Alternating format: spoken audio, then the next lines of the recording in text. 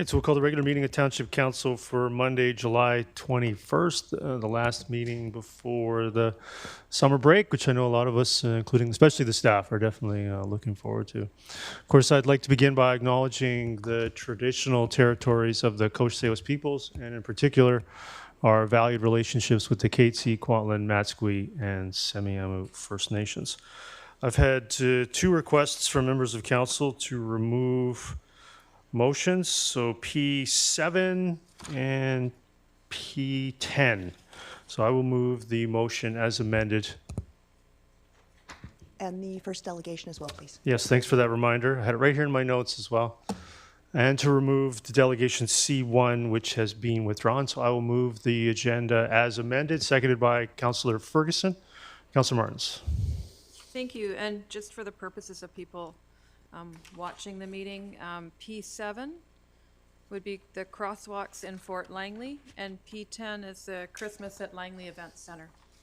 Councillor Bailey, go ahead. Yeah, I want to speak to the removal of P7.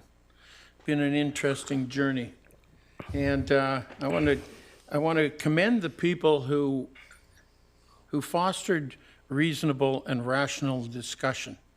That is what has delayed this decision of mine to bring this forward, because there were some excellent points and some issues that came up, like I hadn't spoken to Langley Pride early enough, and I will correct that. But I want to also say that the people who were irrational and were pretty well damn insulting almost won the day, and had that continued and not had the rational discussion with some people, and I will name one, especially Winnie, who swayed me to have another look at this. I do still think that this is an intolerable situation, the disgusting condition of that crosswalk, and I will delay this in the furthering of talking to Langley Pride and any other organization that represents that community. But I want to thank the people who were rational and presented some really good points about my motion. And I also want to say to the people who think that they're going to coerce or bully, that's a real good way to make me stand. I am not a fan of backing down. So thank you to the people who were rational and reasonable. So with that, call the question on A1 as amended. That carries unanimously. Get a motion to adopt the minutes from the regular council meeting of July 7th, moved by Councillor Rent, seconded by Councillor Bailey. Councillor Richter. Yeah, I've got 3 questions here. On page 12, item J, it mentions, let me just find my minutes. It mentions the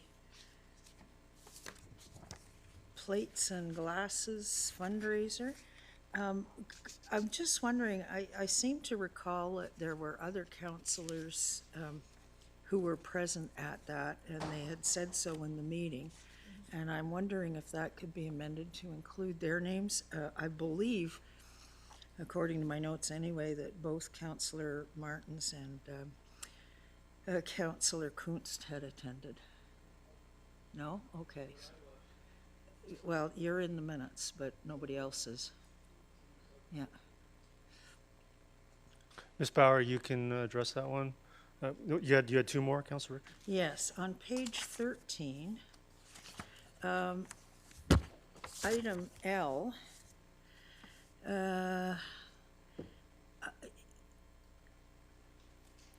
isn't a declared conflict of interest part of a minutes item that would be released to the public?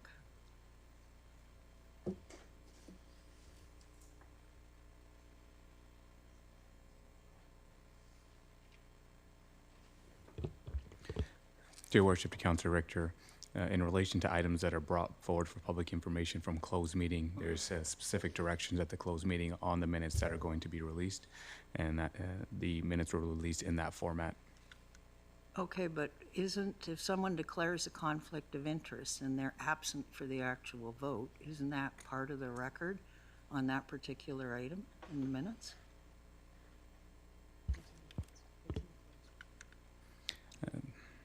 To your worship, Council Director, that would be the case in regular council meeting minutes. However, as stated earlier, when it comes to closed meeting minutes and items that are brought forward for public information, those are done in a specific format and pursuant to a direction from a closed meeting.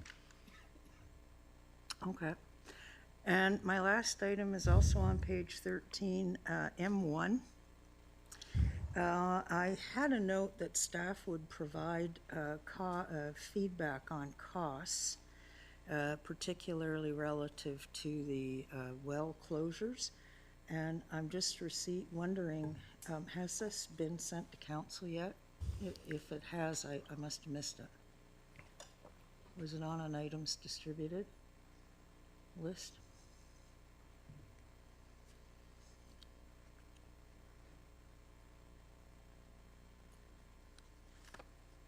Your worship, Council Director, staff can follow up on that item and see, but I don't believe that was addressed in the DL. Okay, thank you. Councillor Bailey? Yeah, dealing with L1 now that's been brought up. I wasn't on council then, and I'm kind of curious. Is there a quick and dirty on explanation of this and kind of why it's been brought forward? Do you want to address that when we come to that in the agenda or during other business versus the adoption of the minutes? Great. Sounds good. All right. So in the adoption of the minutes for item B1, call the question on B1. That carries unanimously. Get a motion to adopt the public hearing minutes of July 7th, moved by Councillor Ferguson, seconded by Councillor Pratt. Call the question on B2. That carries unanimously.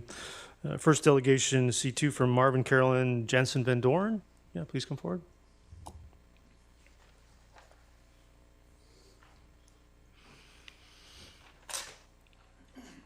Great. So thanks for coming here today, and please introduce yourselves. And go ahead. You have 5 minutes. Thank you. Good afternoon, Mayor Woodward and council members. My name is Marvin Jansen Van Doren. This is my wife, Carolyn. We live at 23287 Old Yale Road, directly adjacent to the proposed application site at 23305 Old Yale Road, which is TU 000015. We're here today to formally oppose the application to park 84 trucks on this property. We purchased our home in December 2019 and have enjoyed peaceful, quiet years in this rural setting. As longtime residents of Township of Langley, we've been here living in Langley for over 30 years. We have raised our family here and remain deeply invested in the future of this community. We have consistently expressed our desire to be included in the Fraser Highway Employment Lands Plan. Our property is bordered on two sides by the proposed planning area, yet ours and 3 properties to the west of us toward 232nd have been excluded without clear explanation. While we understand the long-term vision for this area is low impact, light industrial, this application to park 84 trucks does not reflect that vision. Approving a temporary use permit for 84 trucks is, in our view, premature. The current zoning of the property is RU1 rural, allowing a heavy industrial use like large-scale truck parking area ahead of any formal rezoning is essentially jumping the gun and could set a dangerous precedent for the entire employment lands planning process. There are numerous unanswered questions that we have and concerns about this proposal. First, have environmental studies been conducted? The property slopes southeast toward a green line ditch that passes under Old Yale Road and into Trigg Creek, a creek classified both yellow and red line. Secondly, has the traffic safety analysis been completed? The site is 1 block east of the already congested Fraser Highway 232nd Street interchange, where two lanes merge. It's congested without adding 84 semi-trucks into the mix. Thirdly, given the scale of infrastructure investment needed, is there an expectation that this use will become permanent beyond the 6-year TUP limit? Fourth, what are the proposed hours of operation? Will trucks be entering, idling, and running reefers all night in the still rural residential area? And lastly, who will ensure compliance? This applicant is not from Langley, has no local ties, and their existing site in Surrey is known to be a messy, dusty, poorly maintained, sorry, lost me here. Poorly maintained, sorry. If they fail to comply with permit conditions, who will hold them accountable? Our township staff and bylaw officers are already overworked and overwhelmed. We are trying to be proactive, not reactive. The ongoing issues with VRM and Denby show the risks of decisions made without full insight or community support. Recently, Council stated it's critical that we protect our agricultural lands for future generations from urban development and gravel lots that harm the environment, affect neighbors, and erode our rural character. While this comment referred to ALR land, we believe it applies equally to this rural neighborhood. Approving this application would irreversibly change the character of this area. There's no going back. This is our home. We're not opposed to change, but we are opposed to dust, noise, vibrations, environmental risk, and traffic congestion that this proposal will bring. We respectfully and strongly urge you to consider our home, our family, our community before voting on this application. Thank you. Let's have some questions from council. Councillor Kunst, go ahead. Yeah, thanks for coming and sharing your concerns. Can you let us know how close your house is to the property line of the truck parking? Thank you for the question, Councillor Kunst. We are about, I'd say 30 feet from the property line. And yeah, perhaps less, yeah. So I can imagine that you're sitting on your back deck and, you're watching the trucks go in and out from whatever time. Yeah. So yeah, I just wanted to highlight that because I did drive by the property and I did see how close it was to the property line of this truck parking. So that's a huge concern for me. Councillor Richter? Yes, thank you very much, and for your letters too. I did drive by on my way to council today, and I noted that I guess the property in question is pretty much like an empty field of overgrown hay is what it looks like to me. As I was driving along Old Yale, the thought that popped into my into my mind was, are the properties along there on municipal servicing, or are they on their own wells and septics? Yes, Councillor Richter. They are all on their own wells and septics. Own wells and septics. And if you're like me, you probably have a shallow well, which means it's easily contaminated if the neighbors aren't very careful about how they dispose of material. Yeah, okay. The access for the trucks to get into this property, like right now, it looks to me like the access, and certainly that's what GPS sent me, is off 232nd.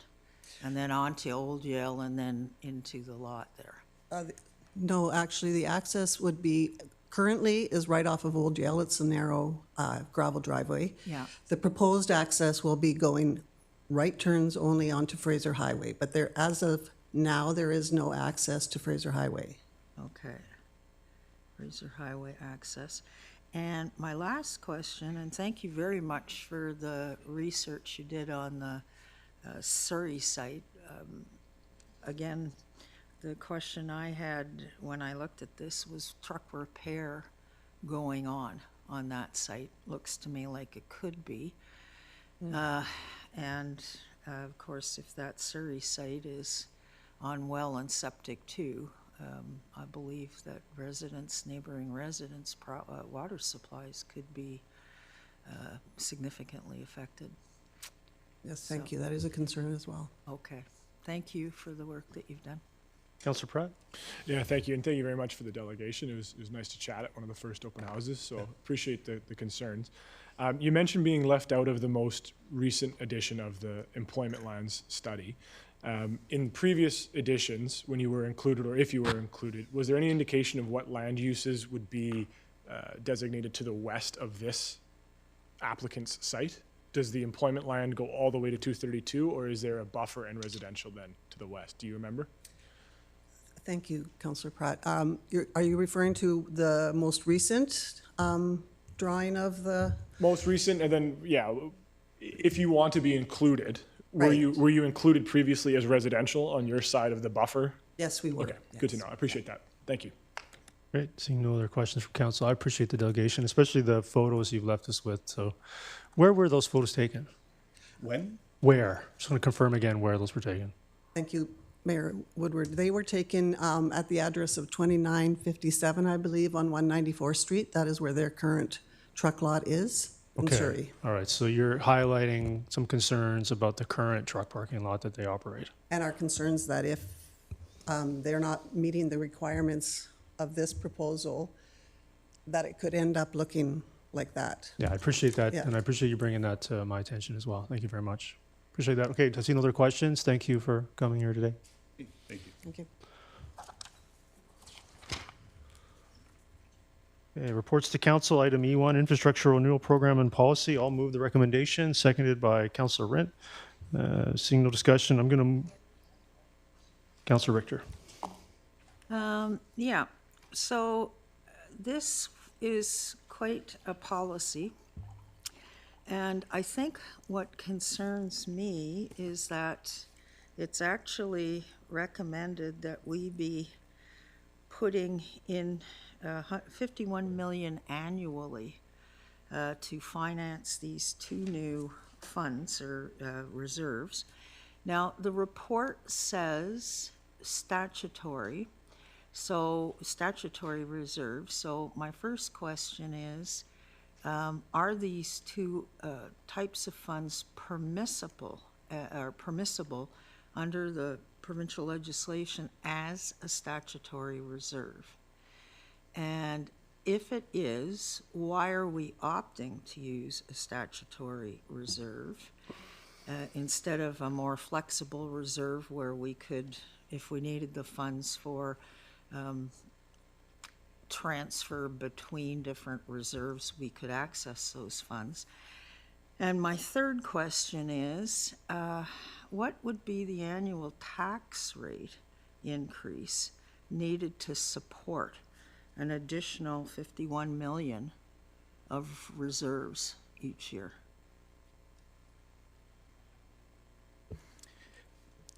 To your worship, to Councillor Richter, the staff are proposing that we establish the reserves. The reserves will be established pursuant to bylaw. The reserves would not be statutory reserves. The initial contribution we're proposing pursuant to the policies that are before council for their consideration as attachment A and B is that the annual contribution made initially is $500,000 in the 2026 to 2030 financial plan. Okay, well, on page 5 of Report E1, Policy 4.1 clearly says statutory reserves. So are they statutory or are they not? I believe that would be at council's discretion. All right, but if we approve this today, we're approving statutory. I would like to, and I know that other people probably have some other questions, so, but I do have a motion I'd like to move to refer this matter to a budget workshop. There were other questions, or did we get to them all? You know, I have actually another couple of questions if you want more of them. Did we get independent financial advice on the formation of this policy? To your worship, to Councillor Richter, I just want to define independent financial advice. If that's concurrence from the finance department, that was done. Well, no, I was thinking more like from our auditors. in terms of like debt servicing? In relation to asset management policies or establishing reserves, the auditors are not involved in that process, nor have they been historically. Okay. And I note that the report says maintaining a healthy reserve balance. What is this? What is a healthy reserve balance?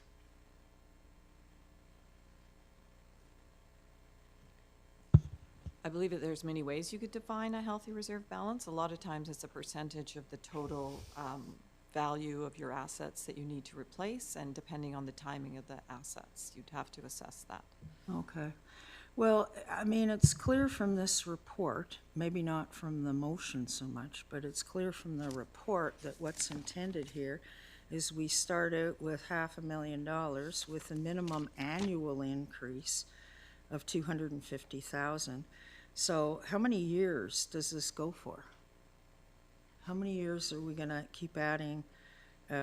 So like essentially 4 years from now, there would be $1 million a year being put into these reserves that are not statutory but are statutory according to what's in the policy. And so what's the maximum amount that we're going to set on this? Or is this just going to go in perpetuity, like 250 more a year? And is that 250 more for one reserve or for each of the reserves or for both the reserves? To your worship, to Councillor Richter, these are council policies. The policies will stay intact and if endorsed by councils until they're rescinded. These are initial contribution that we would be seeking from council through the budget process. So it is up to the council. It's council's discretion as a part of the 2026 or any forward budget year's consideration to approve the budget, and that would be an item within the budget itself. And then could you just repeat the last question you had there? Well, the last question was, what's the healthy reserve balance? Like, where does it, when do we stop adding 250,000 a year? And is that to cover both the reserves, or is it to cover each of the reserves separately? Like, do they each get 250,000 a year? To your worship, to Councillor Richter, this would be a long-term policy that would be in order for to establish healthier reserves. They're two separate funding sources. One is for general revenue, and the other is for utility user rates. So they're different budget items as well. Okay. Well, Mr. Mayor, I would like to move that we defer this whole policy to the budget 2026 workshop. Yeah, I have other speakers, and I plan on moving deferral as well. Councillor Ferguson, go ahead. Yeah. Well, thank you very much, if I may, through the chair. This policy that we're looking at for E1, this is the infrastructural renewal program. Are we not mandated, and has this program not been in place for many, many years? And the reason why I'm asking, because it involves things that are extremely important to our community, like water, sewer, stormwater, transportation, and parks. Those are 5 you've got. Is that something that we are mandated by the province to make sure that we have a policy for, if I may, through the chair? To your worship, to Councillor Ferguson, we are not mandated by legislation. However, it is best practice. Guidelines or suggest having these type of policies. Neighboring municipalities do have policies in relation to infrastructure renewal programs. Currently, we do have a corporate asset management policy, which was adopted by council historically in March 2018. So this is in line with the long-term best practice. I was just about to say, it's not, I asked the wrong question. It's called a corporate asset management. And that was that, back in 2018, was that something that either the province or we were required to do by either our auditors or by others, if I may? Through your worship, asset management was encouraged by the province and the federal government for municipalities to have, which enabled us to apply for grants and other such funding sources. That was the right question. I asked the wrong question, but thank you very much. And Mr. Mayor, I think it's important that we have this. I mean, as long as I can remember, we have consistently been working on protecting our assets. On page 2 of E1, the water is 89% good, sewer 89% good, stormwater only 51%, but it's higher than the fair poor, very poor, and parks is 80%, so we're doing very well. Well, we've got to keep it up. The last thing we want is for our infrastructure to start falling short, and then we've got some real big problems. Thank you very much.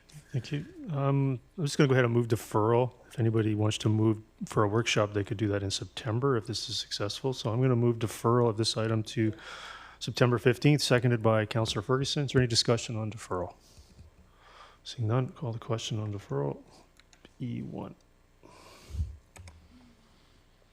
That carries unanimously. Item E2, status of official community plan update. So I'm going to slow this down a little bit. Ms. Bauer, I'm going to move the first part before 1, 2, and 3. It was amended.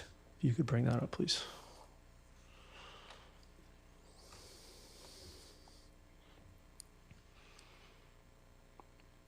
So I'm going to move that as amended. Is there a seconder? Seconded by Councillor Pratt.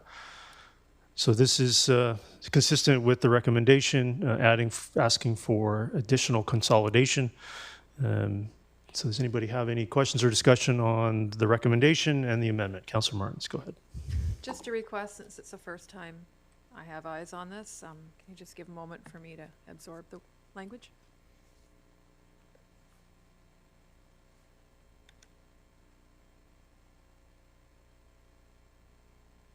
Councillor Richter? Yeah.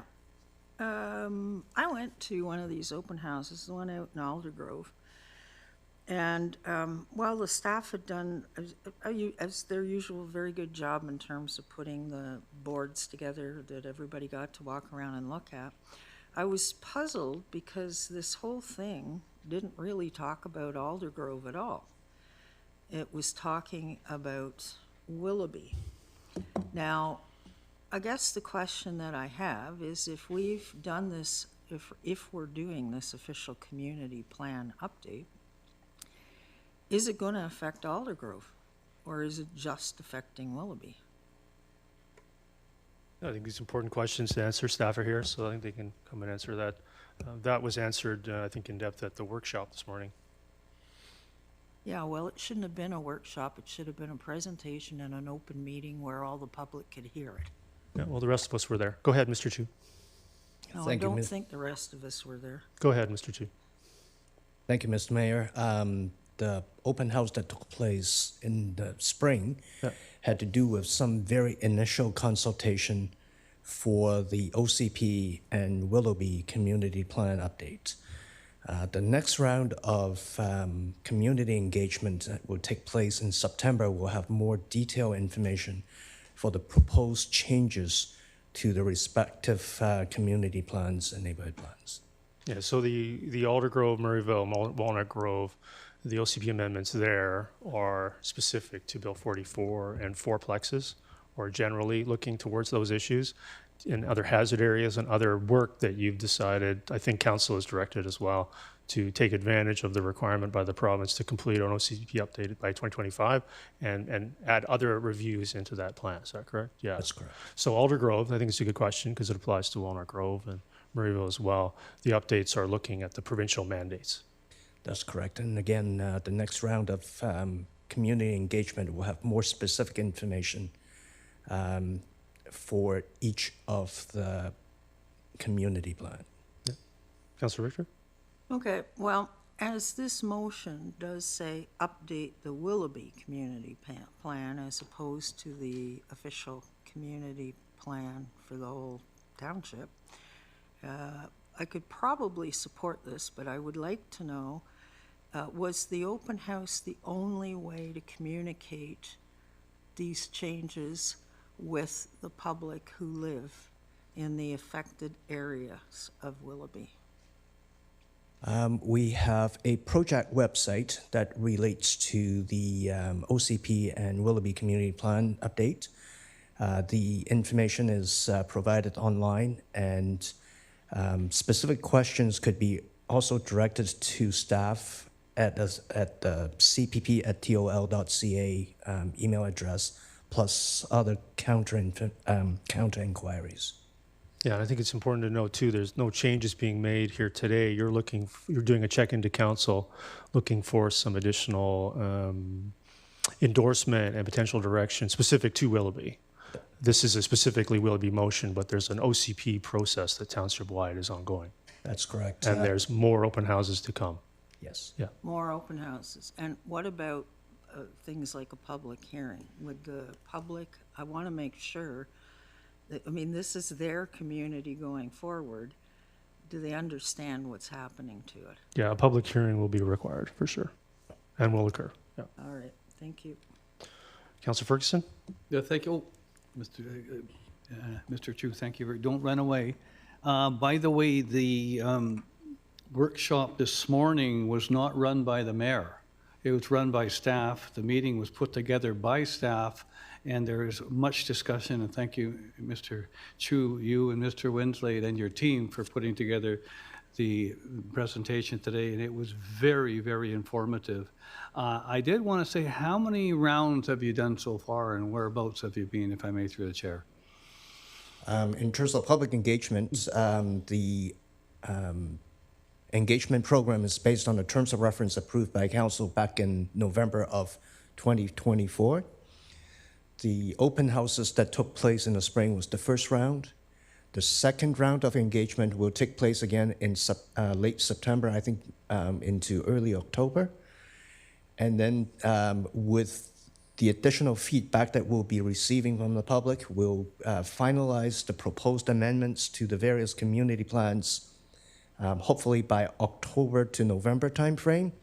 And then at that point, we'll present the proposed bylaws to council in November, December.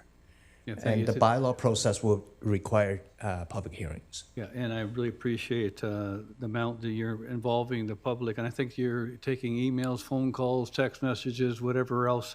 The amendment before us, having made through the chair, I know the mayor put it together. This is something we talked about today. Is this something that you've talked to your staff about as well, if I may? That's correct. Thank you very much, and thank your team for putting together such a good presentation today. Thank you, Councillor. Councillor Bailey? Yeah, I'd like to second that. Thank you very much for that workshop this morning. Being a first termer, a lot of this stuff is learning on the fly, and the way you guys presented that this morning was excellent. Thank you. So I'm not sure if we're having more questions, but Councillor Martins, go ahead. Yeah, thank you. First time question, in fact, and I thank you for the workshop this morning. Apologies again that I had to be late, do another commitment, but it was good information. One thing that I'm just thinking as a North Langley resident that isn't abundantly clear is the consolidation of neighborhood plans, just in general in this motion. For the western portion of Willoughby, it's not just the western. It's actually, I think it's important to highlight what those 5 plans were called beforehand, before we're looking at them all being referred to as Willoughby. Could you just list the 5 various plans? Yes, so right now we're looking at West Willoughby as a new neighborhood plan area. The existing community plans include Carvolve at the very north end, and then we have Latimer to the south of Carvolve, and then we have Jericho, as well as Routley. Okay, and then the original Willoughby. Is that right? The original Willoughby is the collective term for the 10 neighborhood areas. Yeah, okay. Because and I'm glad I was at the workshop, because it gave me a better opportunity to recognize how north the new Willoughby is going to be, and that it does actually go over the Highway 1, and it's what I think people historically have considered Walnut Grove. It is the edge of Walnut Grove as well, and considering some pretty significant changes there. And I just wanted to highlight that, and it's really great information. And so I hope that when you move forward with further public input and the information sessions that you will be doing, is that people neighboring this understand implications for the changes. So again, kudos to staff, and it must be very challenging to take this vast amount of information and try and package it up in a way for a morning workshop. So thank you for your time. Thank you. Great, so seeing no other questions, appreciate that. We'll call you back if needed. Appreciate that. Thank you, Thanks. Mr. Mayor.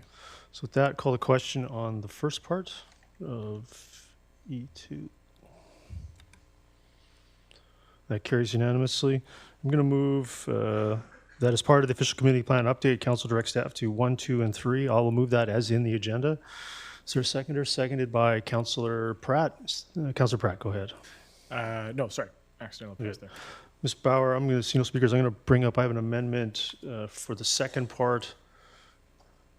So the number 2 item would change to this. The bold is the changes to consider the province's transit-oriented definition with support for a wider range of potential housing options and lower minimum densities. I'll move that amendment. Seconded by Councillor Pratt. Is there any discussion on that amendment?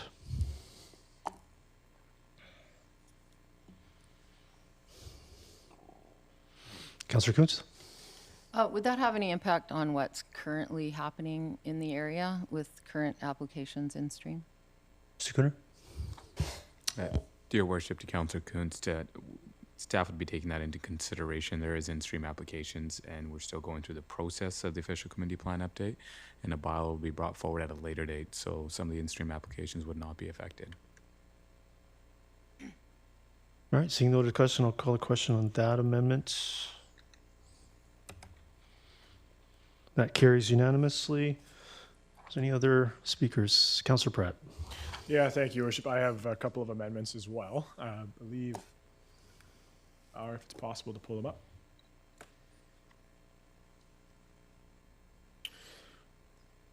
Thank you. So I'll move the first one by itself, and then I'll move the second one. And Do these one at a time? Yeah. You move. Is there a seconder to the first one? Seconded by Councillor Bailey. Go ahead, Councillor Pratt. Yeah, thank you. The challenge for me, and it was highlighted at the workshop, that without identifying school park sites as well as potential locations for other amenities, that we might be getting ahead of ourselves in terms of designating too much density. And so I'd just like to have this as another that clause in the recommendations that potentially could be endorsed by. Yeah, this is not a number 4. This is in addition. It's another that clause. Correct. Yes. Okay. So is that clear, Ms. Bauer? It's not a number 4. Comes after. Great. Councillor Ferguson. No, I wanted to compliment Councillor Pratt. During the discussion, this came up at the workshop today, and I totally agree that we have to look at locations for schools and parks. And I know staff did give an answer, but I really appreciate this motion because it did come up. There's a lot of discussion about it, so compliments. Councillor Martins. Yeah, I just want to thank Councillor Pratt as well. I did bring this up at the workshop. One of the feedback I get again from North Langley residents, it's not that people are opposed to progress, but progress without fulsome planning is problematic. It's great to build housing, but if there's no schools available, no parks, no amenities, it's not ideal. So I appreciate you for including this amendment. Yeah, I agree. I couldn't agree more, Councillor Martins. Okay, so with that, we'll call the question on that amendment. E2. That carries unanimously. Councillor Pratt, go ahead. Yeah, thank you. And I'll move the second one there as written. Is there a seconder to that? Seconded by Councillor Rent. You wish to speak to it? Yeah, thank you. I know there might be some sort of higher level complications or higher level challenges with sort of a full scale change of the uses there. However, it's my personal opinion that warehouses, tilt-up warehouses aren't necessarily the best use for immediately adjacent to 200 Street. I think that mixed employment, especially with housing there where people can actually live close to where they work, use transit when it becomes available, is probably a more ideal solution. So without getting into the weeds of what that exactly looks like today, I wanted to put this on the radar of all of council and staff as a hopeful direction moving forward in the OCP update. I appreciate that. Councillor Martins? Sorry, and again, just seeing this for the first time on the fly, if I can get some clarification from the mover, does this then mean that you mentioned tilt-up warehouses cannot be on 200th, or you're just looking to diversify and including that?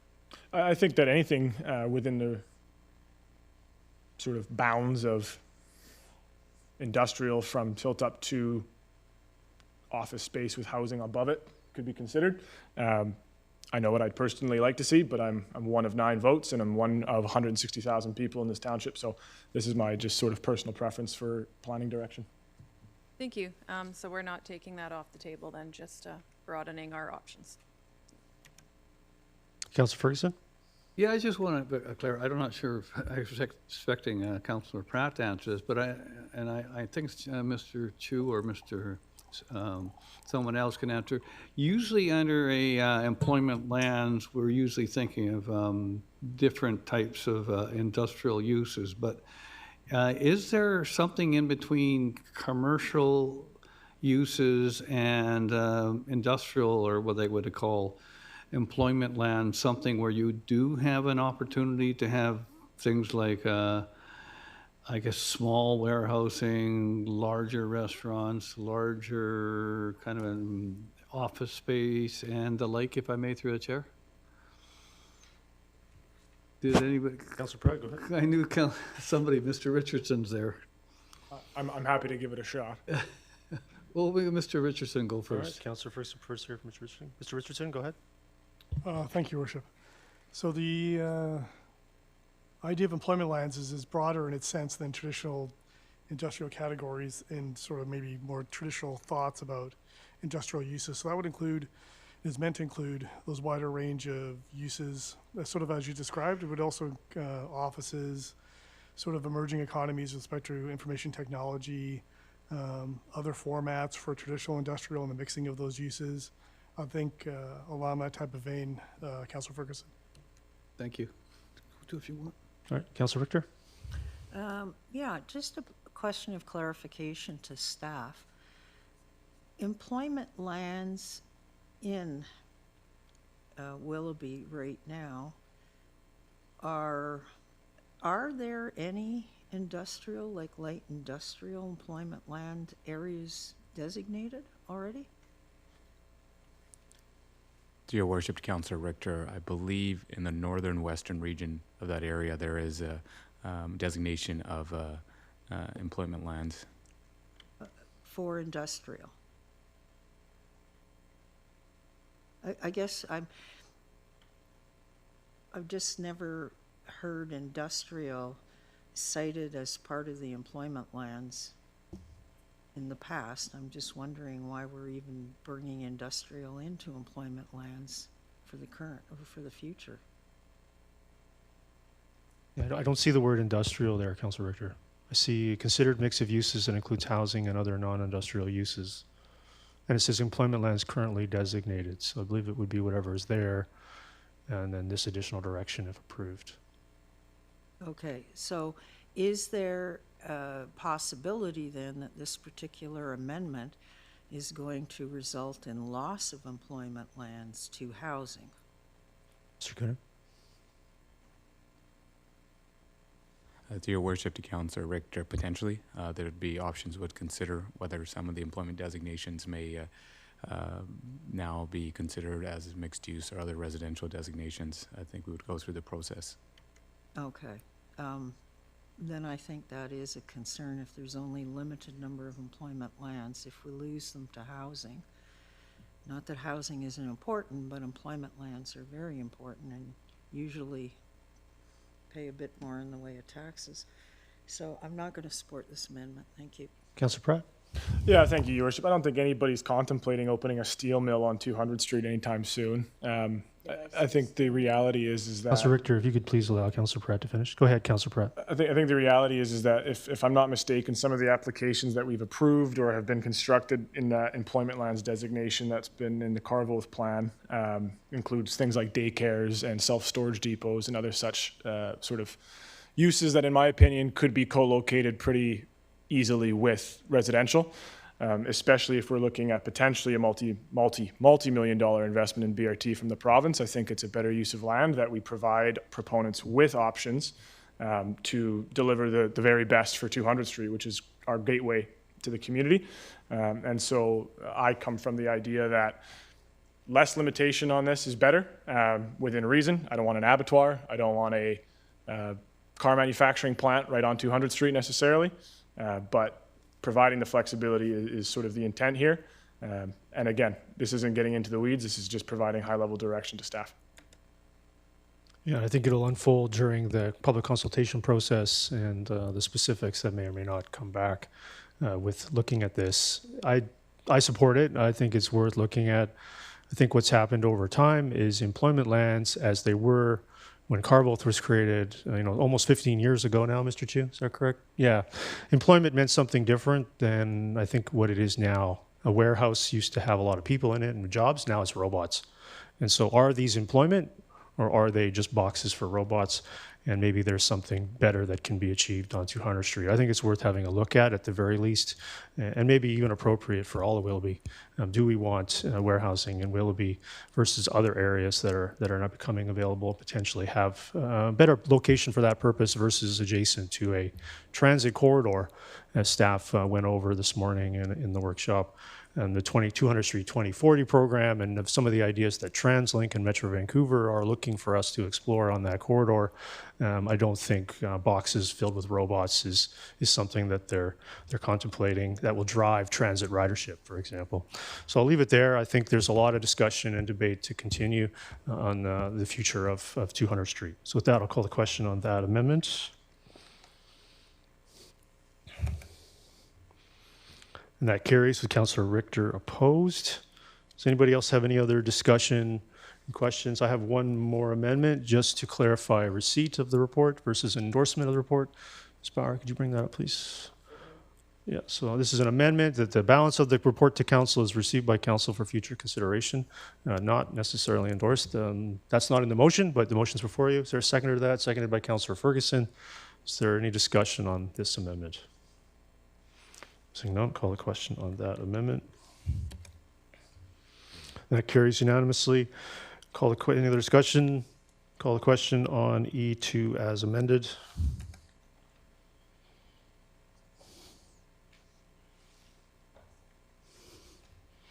That carries unanimously. Item E3, 200 A Street and 80th Avenue roadworks. I'll move the recommendation, seconded by Councillor Rent. Is there any discussion? Councillor Richter. Yeah. I see that the total cost for this particular project is $8.4 million. Where will this come from? How will it be financed? Are we talking about debt or higher taxes or reserve funds? Mr. Cooter? Your Worship, to Councillor Richter, staff had developed a high-level estimate essentially to give council some type of ballpark figures. All we're asking council today is to direct staff to include $310,000 for design for the 2026 financial plan. So once the design is completed and staff are in a position to bring it forward for construction, at that time staff would look at all funding sources and availability in the event council does give direction to proceed and improve the project. Okay, well, without an idea of funding sources, I think maybe this might be a little premature. Thank you. Yeah, to clarify the process for the rest of council, this $310,000 would be included in the funding envelope, which could be removed during the budget process, Mr. Cooner, if council chooses to use these funds for something else. That is correct. Council would still have to approve the budget itself. Yeah, this will be included in the budget, and the budget can still be amended. So I'll call the question on E3. Thank you. That carries. Councillor Richter opposed. E4, Fort Langley Cenotaph Restoration. I'll move the recommendation, seconded by Councillor Bailey. Councillor Martins. Thank you. And thank you to staff for bringing this forward. So I am one of the co-council chairs on the Heritage Advisory Committee, and I note in the report that we do not meet until September 3rd, and I sense some urgency to move ahead at least with the interim barrier, as the work to the cenotaph won't be able to be done, the restoration efforts, until after November. So we are meeting on site as organized by staff. When I say we, the members of the Heritage Advisory Committee, we're doing a site visit on August 19th, and I think it's an opportunity for them to give their feedback. So I'm just wondering if there's a way to maybe split this up and go ahead with authorizing the $2,000 now for the interim decorative barrier and then deferring the balance until the first meeting in September after members of Heritage Advisory Committee have had the opportunity to weigh in. I'm not following. Mr. Cooner, you can confirm that $2,000 is approved through this recommendation for that barrier to be installed. Yes. Yeah. That is correct. It's part of the So funding request. Yeah, so it's moving ahead. Yes, okay, let me rephrase then. I thought that was straightforward. So 17,500 of this is for the restoration that can't happen until after Remembrance Day. 2,000 is for the decorative barrier. And I'm not clear on why we're proceeding with voting on this today, when part of it was the Heritage Advisory Committee was going to weigh in, and they will be able to do so before the work would progress after Remembrance Day.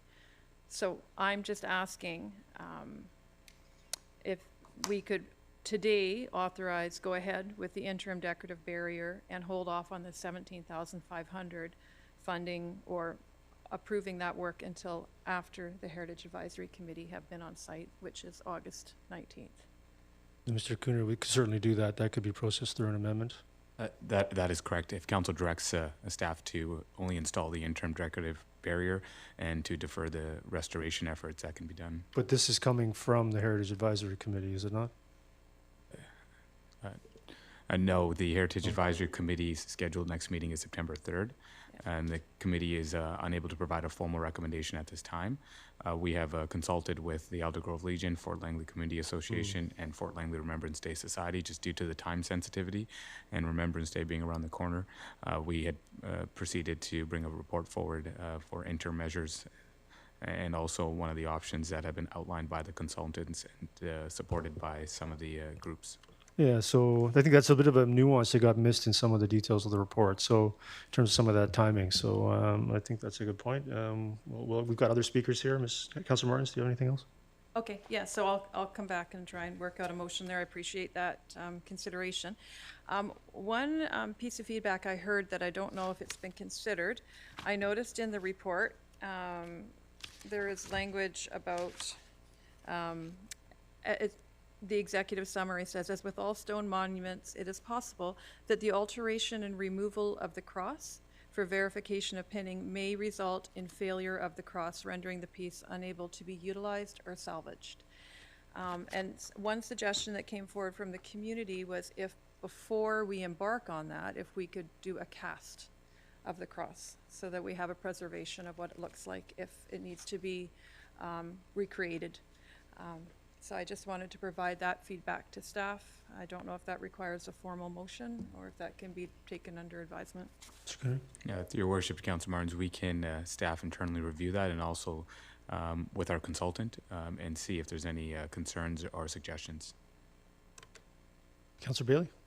Yeah, I'm just looking at the time frame here, and on May the 2nd, there were the Fort Langley Community Association, Fort Langley Remembrance Society, and Langley Heritage Society, and they met, and then also dealing with others. Is by doing this going to slow down the restoration of this cross at all?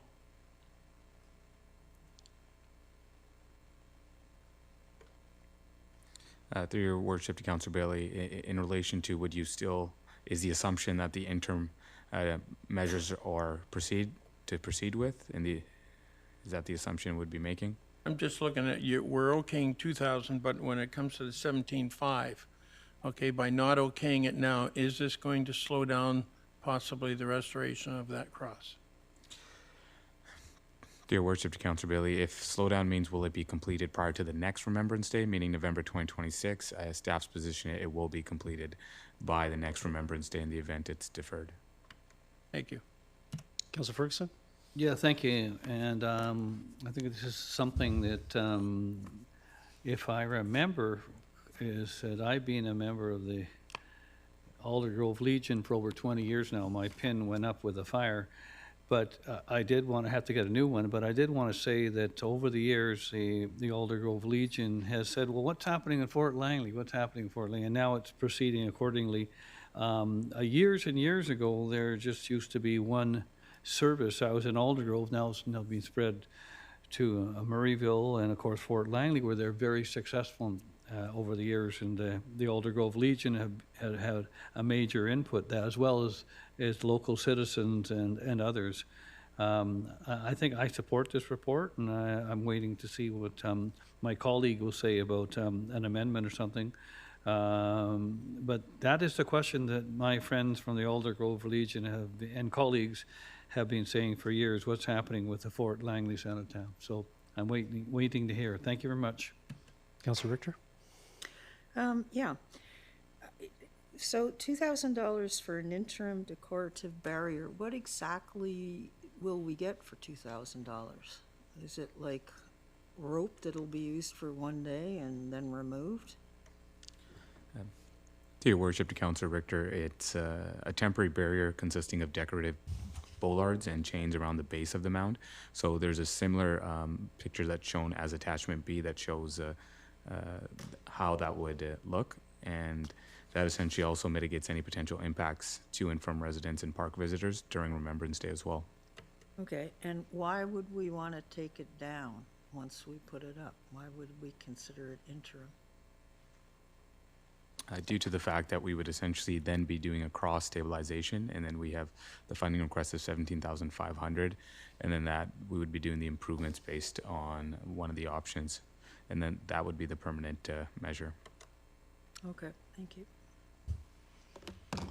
Councillor Kunst? Yeah, so Councillor Martins highlighted it well.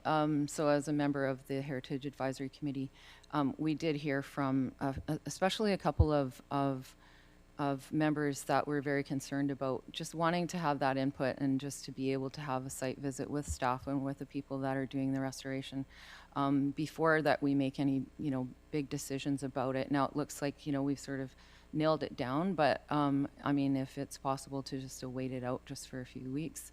And it's not going to have any impact on the repair and maintenance of it after the fact, then I support whatever the amendment might be. Well, let's see what it is before we support it, but Councillor Martins, go ahead. Thank you, and I'd appreciate some guidance from staff if I can on this, just to simplify it. Either we split it in two, or we defer the entire motion until the first meeting in September, after that meeting with the Heritage Advisory Committee has happened. If that's easier. I could make a suggestion. Yep. Are you anticipating that you want to go through a process, and I'll speak to it when I think it's on the floor, but you're looking to defer the restoration recommendation until further consultation on site? But are you anticipating that it's going to be controversial, or are you anticipating that it's likely to proceed as recommended? Or do you not know? I wouldn't know. I don't anticipate anything from what I've heard so far, but I just think that was initially the intention. There was a list of groups that were to be consulted with before we proceeded, and this is one group we haven't checked off the list. That was all. Now, Mr. Cooner, I think may as well go ahead and get that barrier installed, because I think it's becoming a slightly public safety issue. Maybe inform us on that, remind us about that. That is correct, just to ensure that there's no further damage done. So there's two options here available. One option could be to just defer the entire recommendation until the Heritage Advisory Committee meets and provides a recommendation. The second option would be to propose an amendment. The amendment would be essentially that council direct staff to install the interim decorative barrier around the Fort Langley Cenotaph as soon as practically possible, and $2,000 be funded from the Fort Langley Cemetery Improvement Capital Project reserves, and then defer the restoration efforts until the Heritage Advisory Committee formal recommendations are provided. All right, so I'm going to move division. I think I've got a solution here. I'm going to move division at the word "and." So we'd move division at that council direct staff to install an interim decorative barrier around the Fort Langley Cenotaph as soon as practically possible. Division with the second part. Is there a seconder to division?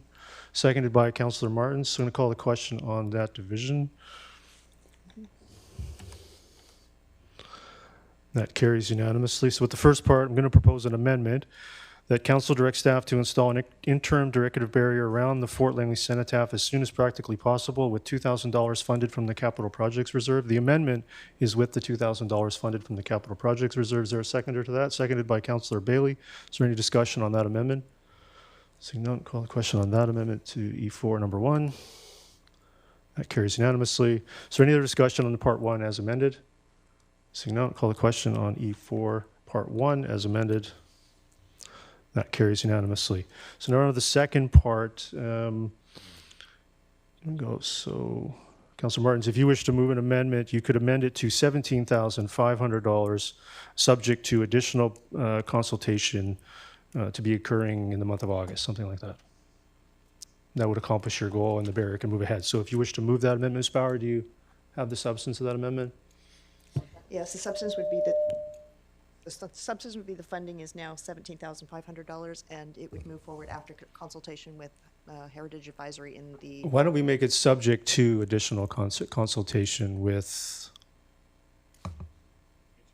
Sorry, I don't think it's additional. It's just we haven't done this step. Yeah, I don't want to wordsmith every word. So if it's subject to consultation with Heritage Advisory Committee. So I'll second that amendment. Councilor Martins, do you wish to speak to it any further? No, I think that's great. Thank you. All right. Any other discussion on that amendment? Seeing none, call the question on that amendment to E4 Part 2. That carries unanimously. Any other discussion on E4 Part 2 as amended? Seeing none, call the question on that. That carries unanimously. Item E4, portable event seating tariffs. I'll move the recommendation, seconded by Councilor Rint. Is there any discussion? Councilor Richter. Yeah, I'm just wondering why we're rushing to pay this right now when the United States, Mexico, Canada 2.0 hasn't even been settled yet. Can we wait until that agreement is settled, which sounds like it could be coming this summer sometime? So that's the first question. Question number 2, if this is from a U.S. supplier, can we cancel this order and buy Canadian instead? Mr. Winslade, probably. Go ahead.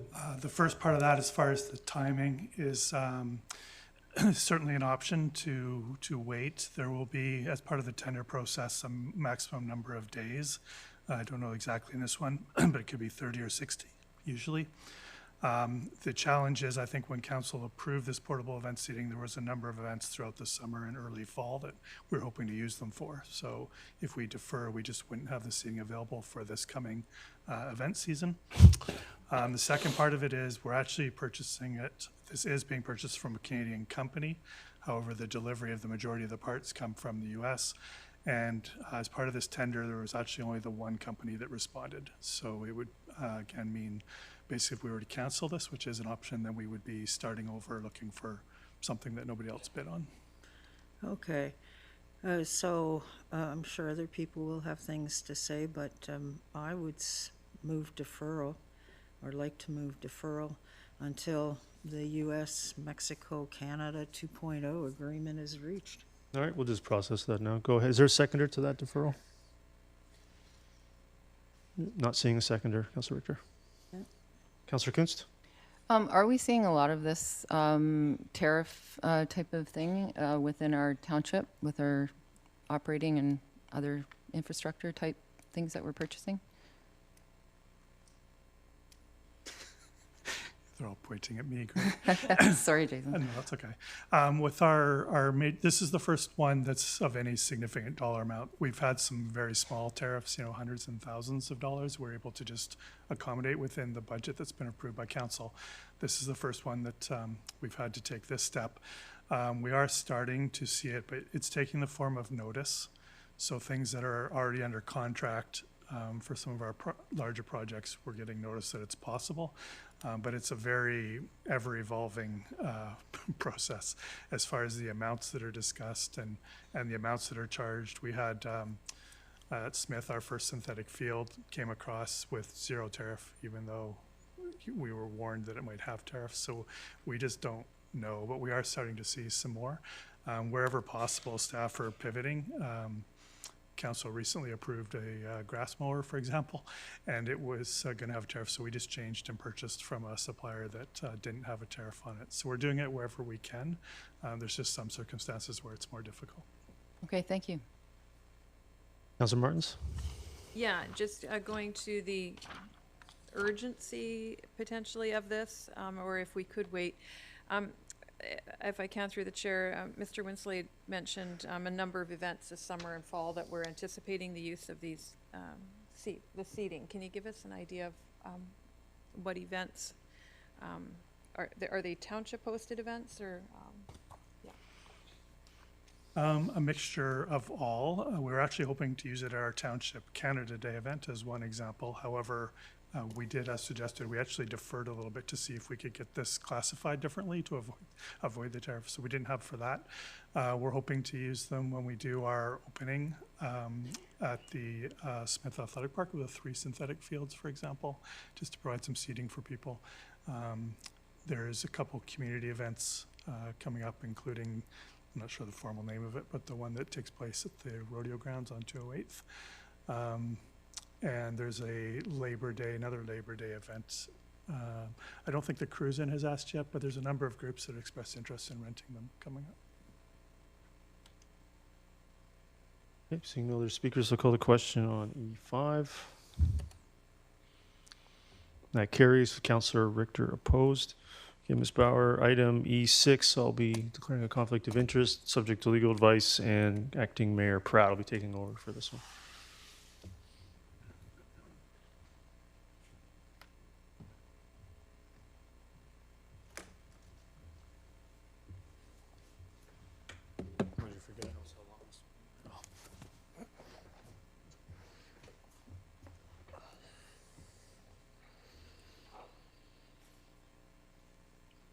All right, item E6 is Fort Langley Community Park improvements. Ms. Bauer, would you mind bringing up the replacement motion, please?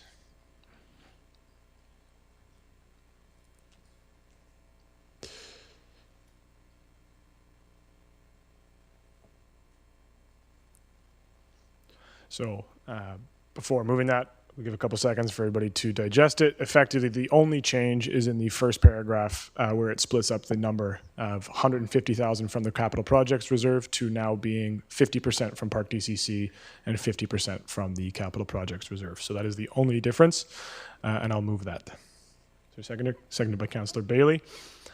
Any speakers on this? Is this the division motion or? It has not been divided. It has been moved with new language. So what is in the agenda package that you were provided is no longer being discussed. What's now being discussed is what's in front of you on the screen, $74,250 from Park DCC and $75,750 from Capital Projects Reserve. Okay, but, that's fine. I just want to double check that everything's there. Yep. Okay, we're good, yep. Thank you. Councillor Richter. Yeah, I just had a question about the 3.35 million for the construction. What are the majority of those costs going for? That seems like an awful lot of money for what looks like basically a tweaking of the existing park layout. Mr. Cruder. Through to Acting Mayor Pratt, to Councillor Richter, unfortunately, playground equipment and the safety surfacing that goes under it is extremely expensive and going up. So the funding estimate is for 3 significant items. One is an improved playground, including all of the surfacing under it. Second is a parkour gym, working within the confines of the existing layout of the park. And then the third is accessible trails, enhancing those. So that's the majority of that funding. And that cost estimate, if council passes this, is being referred to the budget, and we'll have more detail when that package comes forward. Okay. And will these costs be spent on Canadian suppliers? If we're talking like new playground equipment or parkour gyms, that sort of thing? Can't say for certain, but definitely, as I mentioned earlier, that's something the staff is trying to work with our purchasing department within our procurement policy and rules, is to go Canadian where we can with the suppliers. Okay. And my last question is, will there be public consultation input on this revised design? Council may remember the previous report and the council direction regarding these three specific items, and we discussed a little bit the public process there. I guess the answer to the question would be the design here will be completed. The actual capital budget request will be done as part of our budget process, and as council is aware, there's a good public opportunity as part of that process. Okay, thank you. Councillor Ferguson? I realize that the parkour is important as well. Oh, sorry, Councillor Ferguson. That's my mistake. Councillor Bailey. Yeah, I'm just looking at this and I'm really glad to see, well, I'm not going to climb on the parkour then, but I'm really glad to see that, one, they're going to take special care to make sure that the trees in this area are not going to be impacted, and especially an increase in accessibility. I know when you're dealing with accessibility issues and supplies, they are very expensive and they are incredibly complicated to put into place. So I'm strongly in favor of doing this stuff even with the cost. Now, Councillor Ferguson. I'm missing my speaking notes. I think Councillor Bailey's got them. Okay, parkour is important. I did want to also say that we will have an opportunity, if I may through the chair to Mr. Winsley, we will also have another opportunity to review it and look at it again in the next budget, if I may through the chair. That's correct. There'll be more detail in the traditional capital budget sheets that council receives as part of that process. Thank you very much. Thank you. And seeing no other speakers, we'll call the question on E6.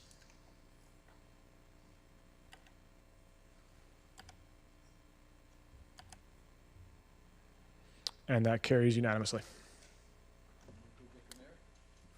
Sure. Thank you.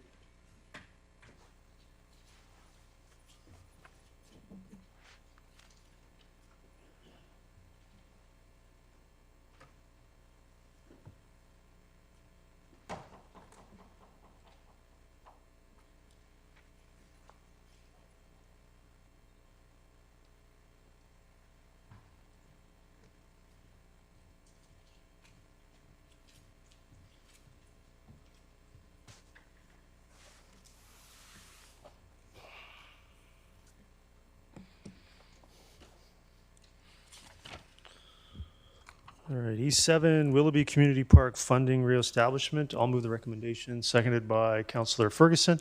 Is there any discussion on E7? Seeing none, call the question on E7. That carries unanimously. Ms. Bauer, if you could bring up the amended version for E8. So I'll move that as amended. Could you slide it up just there we go. So there's the whole thing there. Move that as amended, seconded by Councillor Rint. The bold is the amendment. The funding sources have been adjusted, and the timeline for public consultation has been moved up.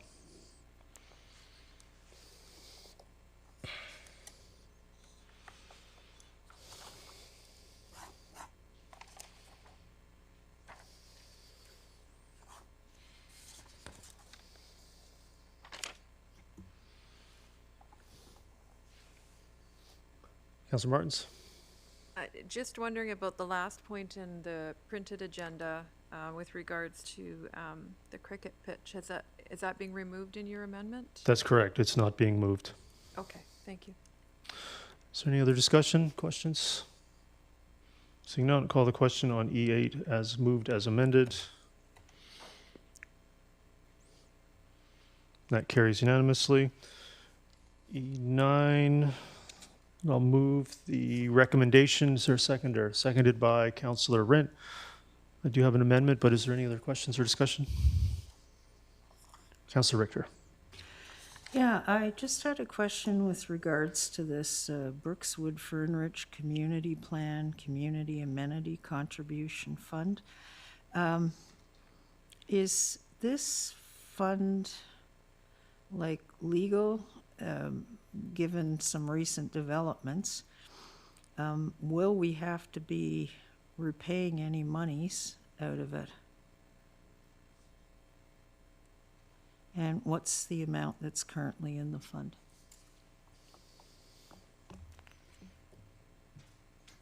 Your worship, to Councillor Richter, I believe the estimated balance is about approximately 1.6 million in the fund. In relation to the legal implications of the reserve fund, those are all items that would have to be discussed in closed as they're subject to legal advice.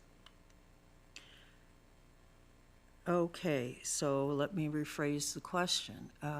If it's 1.6 in the fund and we're approving 1.0, if the source of those funds needs to be changed, do we have the money to cover the 1.0 in other sources right now? The 1 million?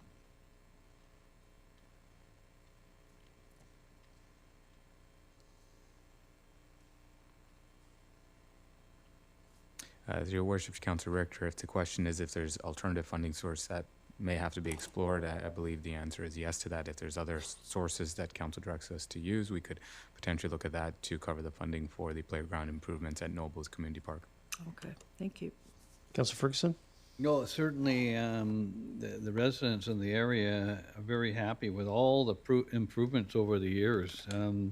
Noel Booth used to be a poor second cousin, and certainly now there have been so many improvements to the park for both soccer, baseball, slow pitch, now playground equipment, and I just think it's a really a positive thing, and the people and the community users and the people who live locally there are very happy with all the improvements there. Thank you.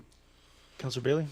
Yeah, I've had people who have used that recently and say it's one of the best facilities around for ball. And also, I want to note that by improving this park, it also helps out the elementary school in behind, as they don't have very many decent playgrounds or that. They can just walk across that new bridge and go and use the fields and that at Noel Booth. So I'm really glad to see this. Ms. Bauer, can you bring up that amendment? I'm going to move that amendment. Is there a seconder to that? Seconded by Councillor Rent. That's to get an additional report along with these improvements that move ahead, but to get additional report on a second phase, including that scope of work.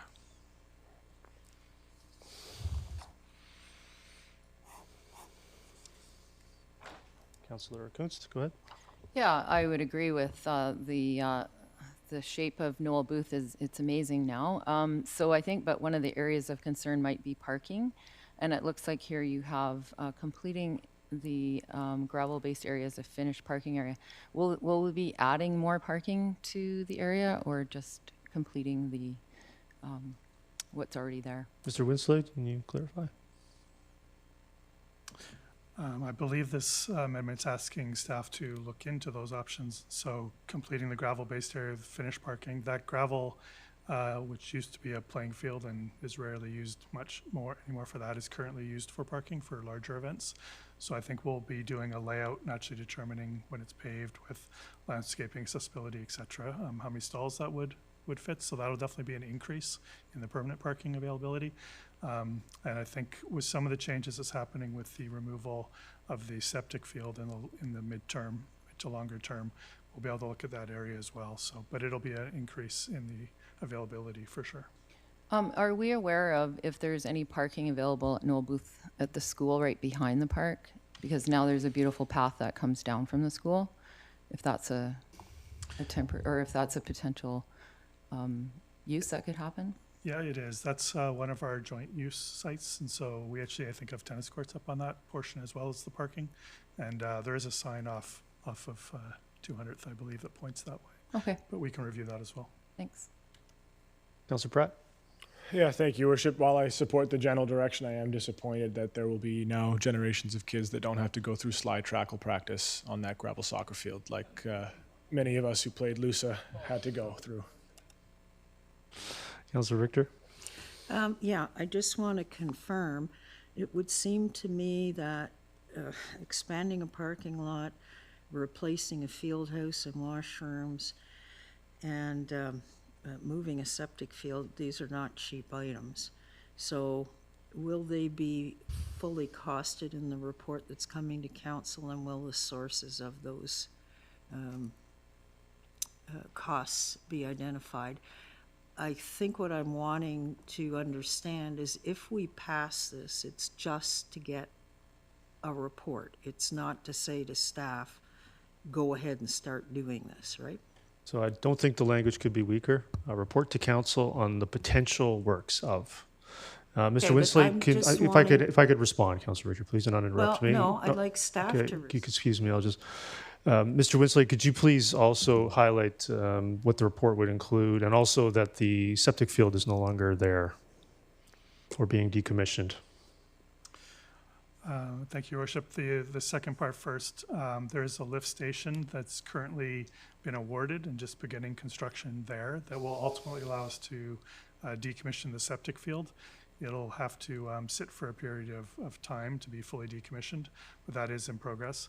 The second part of it, in terms of the report to council, it'll follow, more than likely, staff will come back with a very similar report to the last number council have seen here, which is a draft concept plan, what it could look like, the detail, some potential costing estimates, and a referral to the budget process, more than likely. All right, so Councilor Richard, go ahead. No, that's fine, thank you. All right. Any other discussion on the amendment? Seeing none, I'll call the question on the amendment to E9. That carries. Councilor Richter opposed. So now back to the main motion as amended. Any other discussion? Yeah, I want to thank staff on this, but also the consultation that's gone on with the main users of the park. This motion and the amendment have come from significant conversations with them and a lot of great feedback. I think a lot of us have heard on just a little bit more here and there, and then some of the long-term issues that they're facing with that current state of the washrooms and the field house and the parking situation there. So I really appreciate a lot of the communication I've had, a lot of positive, constructive interaction on what they need to, with all the rising registration that a lot of our user groups are seeing also in Brookswood and Fernridge. And what we hear a lot of, get ahead of growth, don't always be following up or reacting or waiting for lengthy waiting lists, and expanding and investing in Noel Booth Park, I think is a great thing, and I obviously support continuing to incrementally improve it. So with that, I'll call the question on E9 as amended. That carries unanimously. E10, I'll leave this up to council. Councilor Kunst. Go ahead. Yeah, so I feel that this truck parking, this is just not compatible with the area, and I have a few reasons why. If I think about the truck parking lot will be on the east side of 232nd Street with a right in and a right out, which means that it's 84, I thought it was 90, but 84 of these trucks will be having to go down Fraser Highway. If they want to hit 232nd to the highway, they'd have to actually either go down 248th, because 240th is not a truck route, or they have to turn around on 240th and go through the goofy little 40th Avenue situation there, and then wrap themselves around back through 232nd. So there's that. It just doesn't seem like it's an appropriate place. Not to mention the impact that it has on the whole community there, all the different homes that are there. It's a rural area with rural roads, and it just seems like this is just not a suitable use for that property. And I would hope that we could find a better place to park, 84 trucks. Not to mention, I'm all about trying to find solutions for truck parking, but are we helping the Surrey truck parking situation or the Abbotsford truck parking situation? Because it seems to be it's an Abbotsford company or it's a Surrey company that's now going to bring their trucks to Langley. And I'd like to support, truckers that live in Langley. Because I know that's what we had a lot of discussions about when the guy came here and talked to us about, what are we doing about, helping our truckers that live in Langley. It's an important issue, and I'm certainly not wanting to not find solutions, but I'm just not sure this is the best use of this property at this particular location. It's a very busy street, and it's not to mention right beside someone's home, and the use of their property is going to be impacted, and it devalues their property. So those are my points. I'd love to hear what the rest of council has to say on it. Yeah, thank you, Your Worship. This is a challenging one for me because obviously recognizing that people live right next door. But for myself, going through the Fraser Highway Employment Lands process, knowing that I believe there's been a council motion passed to explore the potential costs and the timeline of constructing Fraser Highway to its ultimate standard the whole way down, that the servicing and the septic issues are to be resolved over time as growth occurs in the area, if it does occur. Otherwise, it won't be brought. There's no financial case for it. I'm challenged on this one. I don't know, it hasn't been moved or seconded, is that correct? We're just discussing the report. Nothing on the floor yet. So are we within our bounds of procedure to be discussing it if it hasn't been moved and seconded? Discretion of the chair, Councillor Pratt. Yeah. So, it is a tough one. I respect Councillor Kuhn's comments. I personally think that in the long term, along Fraser Highway, with highway being in the name, the direction, generally speaking, that the employment land study is taking us, I do think this is actually probably the right area for light industrial and truck parking, personally, notwithstanding the challenge of people living next door. And so I'll move it. I'll move the recommendation from council and then, or from staff, and then I'll just confirm there's, the recommendation is to consider, so you'd have to move issuance or not authorize issuance. Thank you. Yes, I would authorize issuance. All right, is there a seconder to that? I'll second it. Go ahead, Councillor Bailey. Yeah, I'm looking at this, and I also hear the concerns about the truck route. So I want to make sure that we know what the dust-free surface is, and that it will conform with what it says of the, especially the stormwater management, and that a comprehensive plan of how trucks are going to write in only. I don't want them to be diverted. I see there's no entrance off Old Yale, but I want to make sure that we really, I'm going to vote in favor of this, but I want to make sure that we're not going to wait until something like this shows up. It's the operator other lot, and as this progresses, I want to make sure staff rides this one hard and make sure that everything is conformed to completely, so we don't have contamination of groundwater, so we don't have trucks on routes that are not supposed to be trucks. So I want to see especially a plan on how these trucks are going to get there. I've got no problem whatsoever with trucks being on a highway.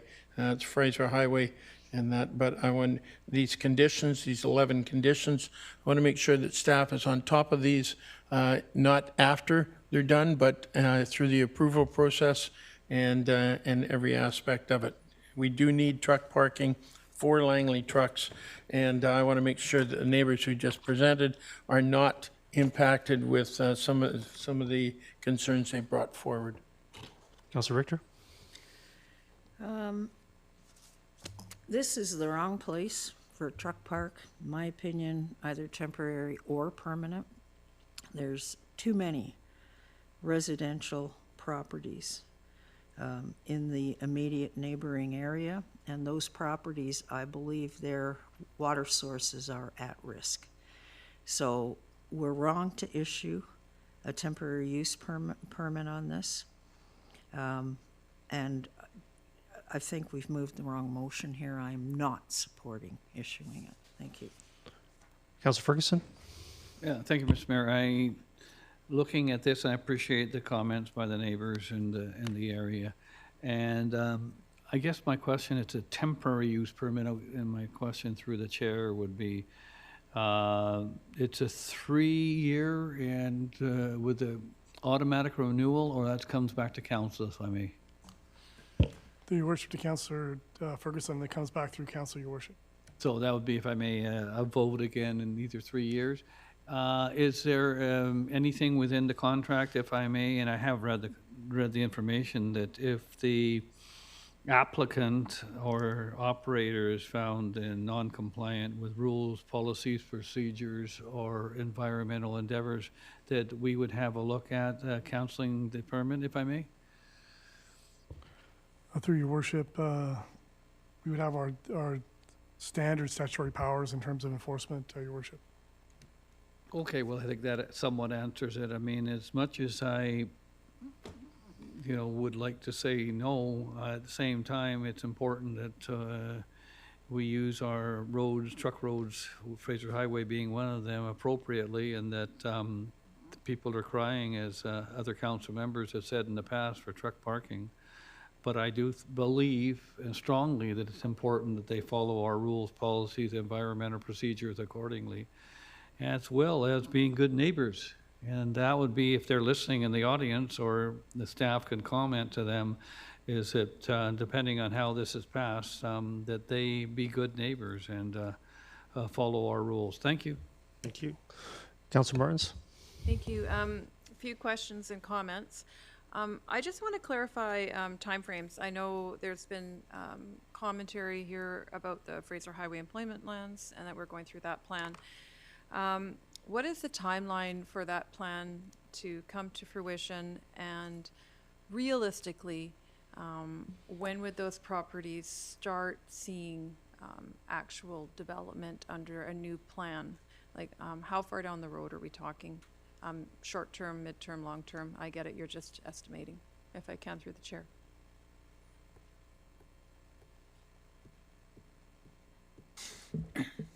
Through your worship to Councillor Martins, I'd refer to the memo to council at N7 that essentially gives Fraser Highway Employment Lands reference plan, public engagement, and next steps.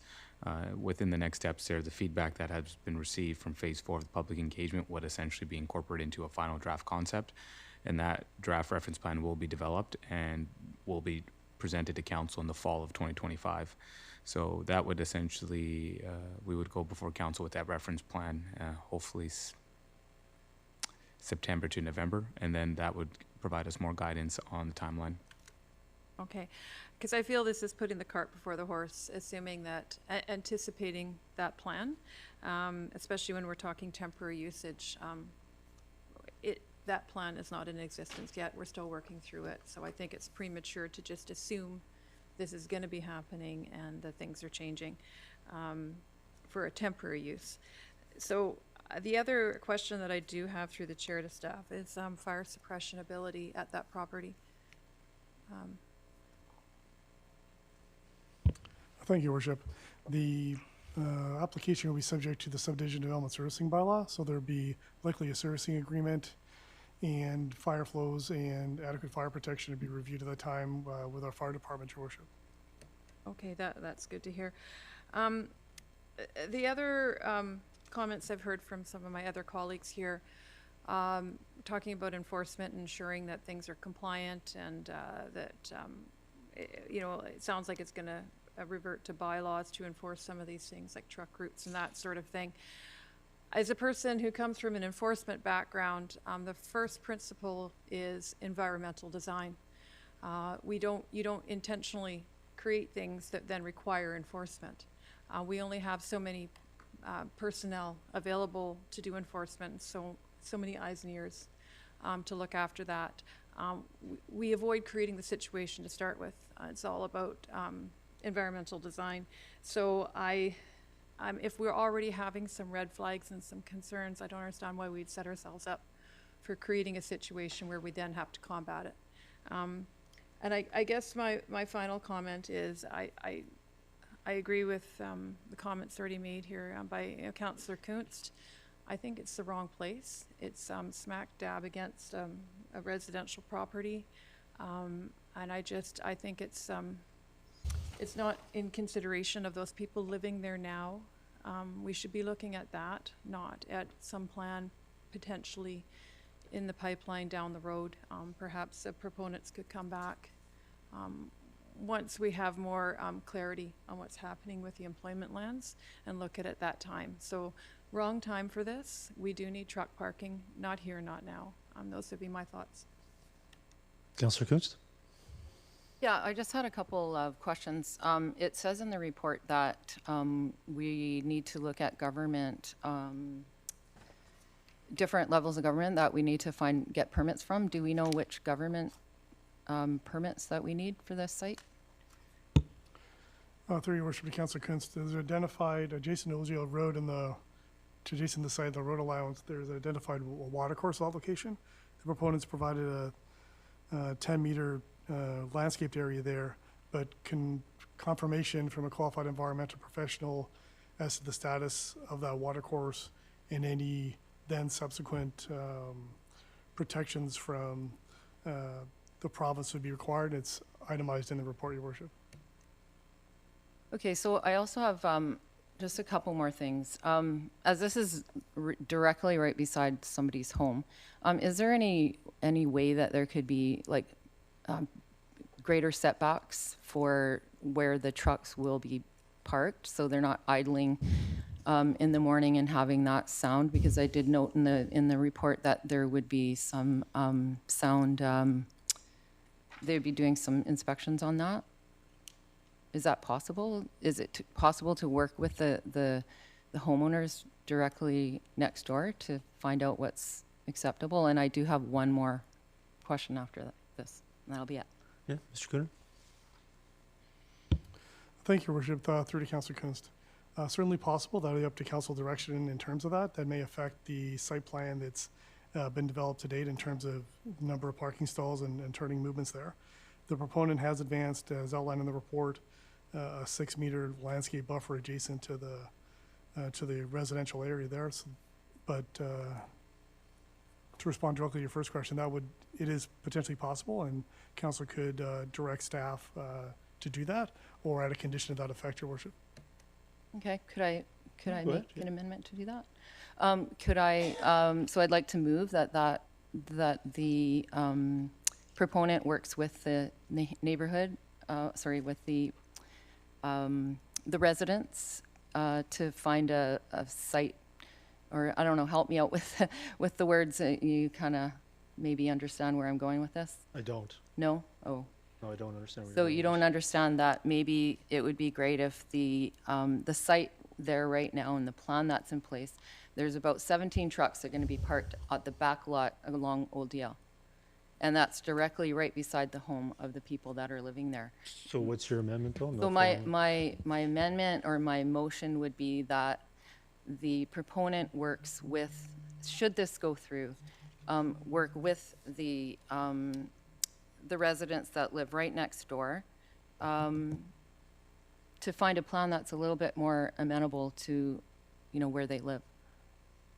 Is there a seconder to that? I'm not Mr. Cooner, procedurally, how would that work? Would that be a condition of the TUP or a request as a separate addition, not an L condition?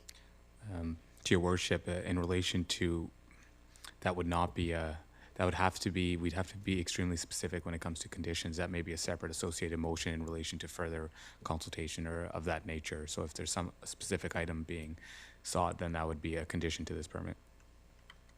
Because I don't know how the condition would get met. How would the commission get met, right? Condition has to be specific, not vague in nature, and would have to be a part of the temporary use permit.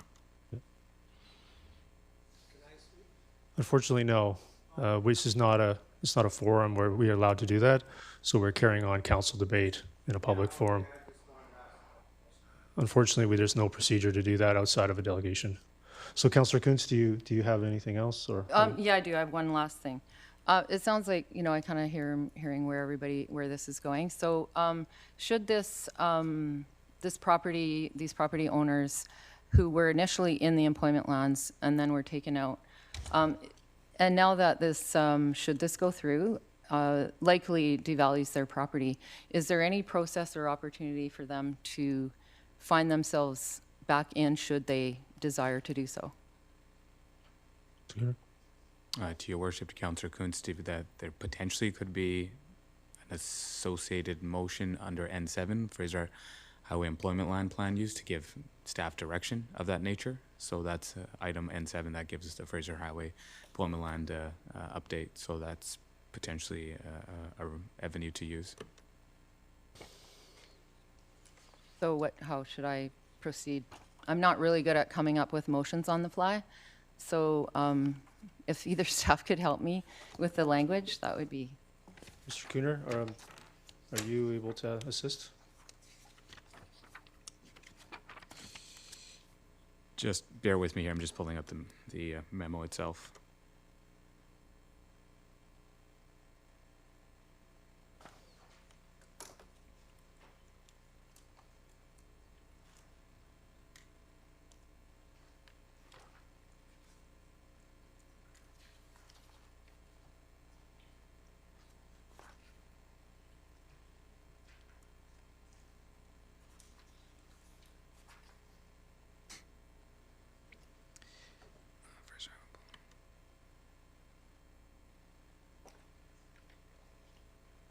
To your worship, to Councillor Kunst, so it would be a motion under N7 that I don't have the property address off the top of my head, but the following properties be included in the Fraser Highway Employment Land Reference Plan and incorporated in the draft reference plan that will be developed.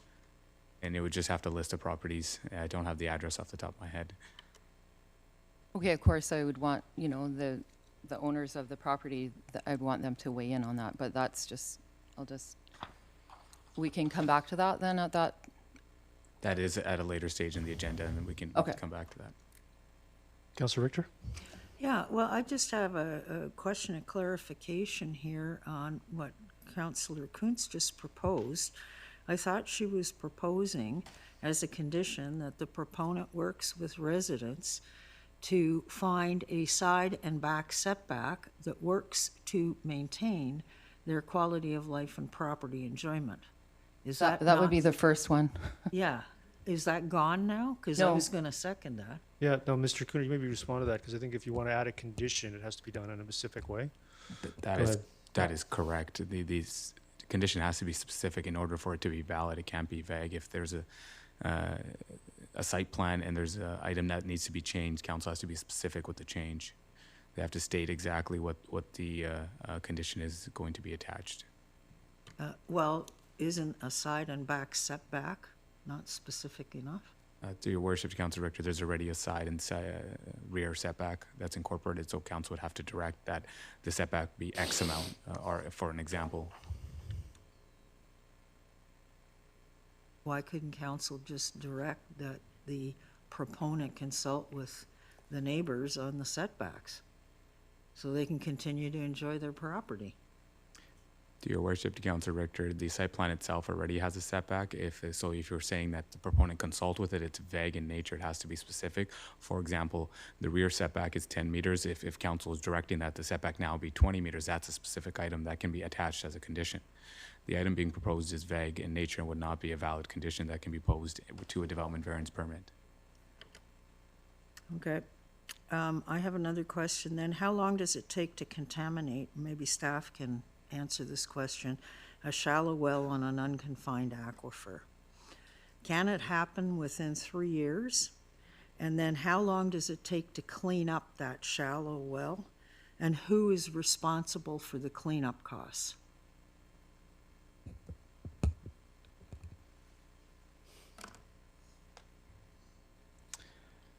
To your worship, Councilor Richter, it's a hypothetical situation. No, it's not hypothetical. This is all part of the Water Management Resources Plan that was put together back in the early 2000s. It was a 20-year plan about protecting groundwater. And to your worship, And Councilor, engineering was in charge of that.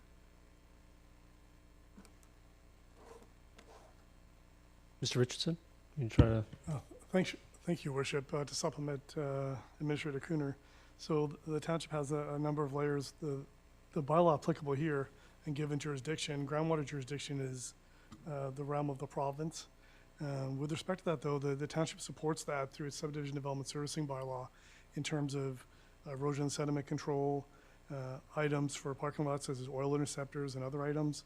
So as part of our bylaw process there, those servicing agreements by qualified professionals would be submitted to match the requirements of the local government bylaws, and would also have to be in line with the provincial requirements. With respect to the The other items, and then there's in terms of how long that could potentially take, or items like that, there's a multiplicity of potential answers to that. But in terms of the jurisdictional nature and the manner and mode in which the township has the ability to relate to those items, enforce those items, and protect aquifers, it's through the subdivision development servicing bylaw, Your Worship. Okay, but do we not have any water experts on township staff currently that know how long it takes to contaminate a shallow well on an unconfined aquifer? Through Your Worship, I think I'm Director's Rule Team. We have water resource engineers. But I guess the question with respect to how long that would take, I guess it would depend on the nature of the contaminant and the exact depth of the well, Your Worship. Okay, well, let's just say it's an oil spill. Well, I mean, Councilor Richter, I think this is, I'm not sure, happy to ask questions, but you want to ask about oil spills now. So I think I'm. Oh, no, I know, want to this- make a point here. you were supposed to be This is moving a motion, I believe, at some point. That council is making that will impact or could significantly impact the quality of life of existing residents in that neighborhood. But if you have a motion, could you please make it? You were Well, on the verge of There's making. a motion on the table. I can't change the motion apparently because I don't know if it should be 20 meters or 100 meters setback. I don't believe we got how to the the. water can be protected so it won't be shallow, or so the shallow wells won't be contaminated. All right, you know what? I think this whole thing should be deferred for a month. Or till the next meeting for council to get additional information on the types of protections that could be put in place to help the area residents. So I would move that deferral. So if I could understand the conditions of the deferral, I believe you're just deferring it to the next meeting of council? I made a condition in there, so council can get the information necessary to put conditions in place to protect the existing residents. I don't know how much more specific I can get. But a deferral has to have a specific triggering condition of when it returns. Ms. Bauer, do you have that? Do you have that specified? I would suggest that this isn't so much a deferral as it is a referral, as there is a direction to staff to provide further information. No, I understand. And unfortunately, yes, deferrals and referrals. So, but Councilor Richter was moving a deferral. But if you wish to change it to a referral, Councilor Richter hasn't been. I'll change it to a referral then. And I'm trying to help. But if you could please not interrupt me, and if you could please just tone down the rudeness just a little. We can work through these motions, and you can have your motions. So if you're moving a referral, then would you maybe repeat that for the clerk? Okay. I would like to refer this motion to a subsequent meeting of council in September or October 2025 to allow staff time to provide council with answers to their questions on how to better protect the area residents. Ms. Cooner, do you identify that as sufficient time?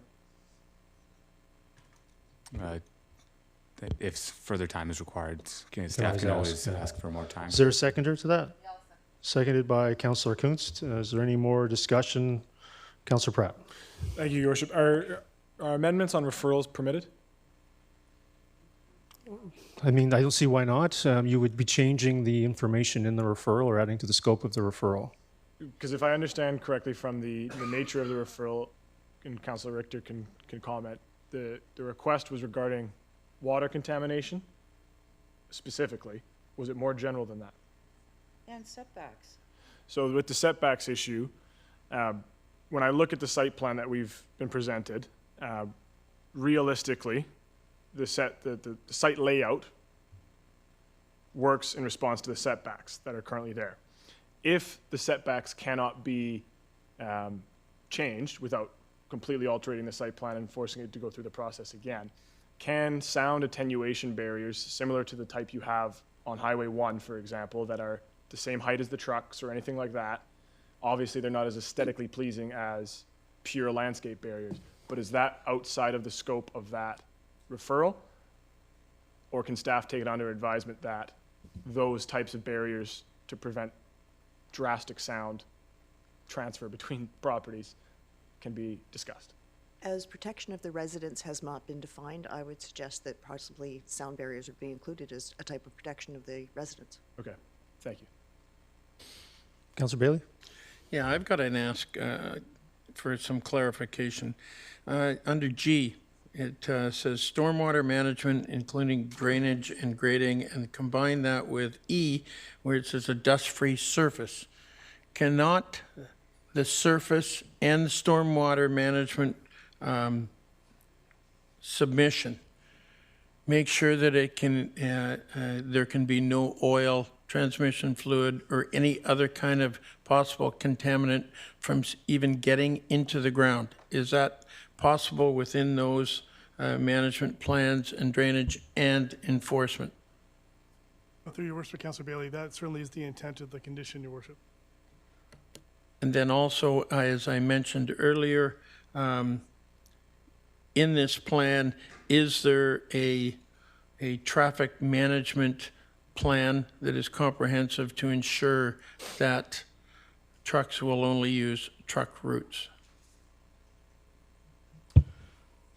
Through your worship, there has been a traffic study provided by the proponent in conjunction with the application that's been reviewed by staff and is reflected in the current conditions. The utilization of the vehicles via the permitted truck routes would be an item for the proponent as well as enforcement, your worship. Yeah, so I'm hoping, and well, I believe that staff will be very diligent on the stormwater management, drainage, and surface and traffic measures before. And I heard what Councillor Martin said. That's why I'm asking for these things to be ensured before, so we don't set up a possible problem with any of these. That as this project is moving forward, there are proper plans in place, and that they will be managed and supervised and enforced and immediately shut down if they're violated. Councillor Ferguson? Yeah, thank you, Mr. Mayor. You know, It's on the referral, right? yes, Yeah, well, okay. I'll Go do ahead. the best I can Okay. under the circumstances. Yeah, I kind of no one in this, on this council wants to see polluted wells or as environmental challenges to neighbors or the complete community for that matter. The interesting thing is we have folks driving vehicles other than e-vehicles, both trucks, residential vehicles, and other things throughout our community on an ongoing basis. And when it rains, we all know that there's a wash-off, and that's right through the whole province. Everywhere you go, there's vehicles running, include police and fire and others. We have vehicles running through, and if there's an effect on the groundwater, I mean, that's something not just one community can do. The provincial government gets involved. If there's a water course that a truck or a vehicle damages, the Fraser River, for example, they had some boats sink, and the next thing they know, they have to have an environmental float put around it and secured accordingly. So these environmental matters are not to be taken lightly, and that would be another reason for the proponent to be a good neighbor and to work with the neighbors to make sure they are providing environmental areas that are protected. And that's the best way to let the proponent know, and if he proceeds, depending on the vote here, that they want to work together and have a safe and environmentally friendly site there. Thank you. Thank you. Seeing no discussion, I'll call the question on the referral.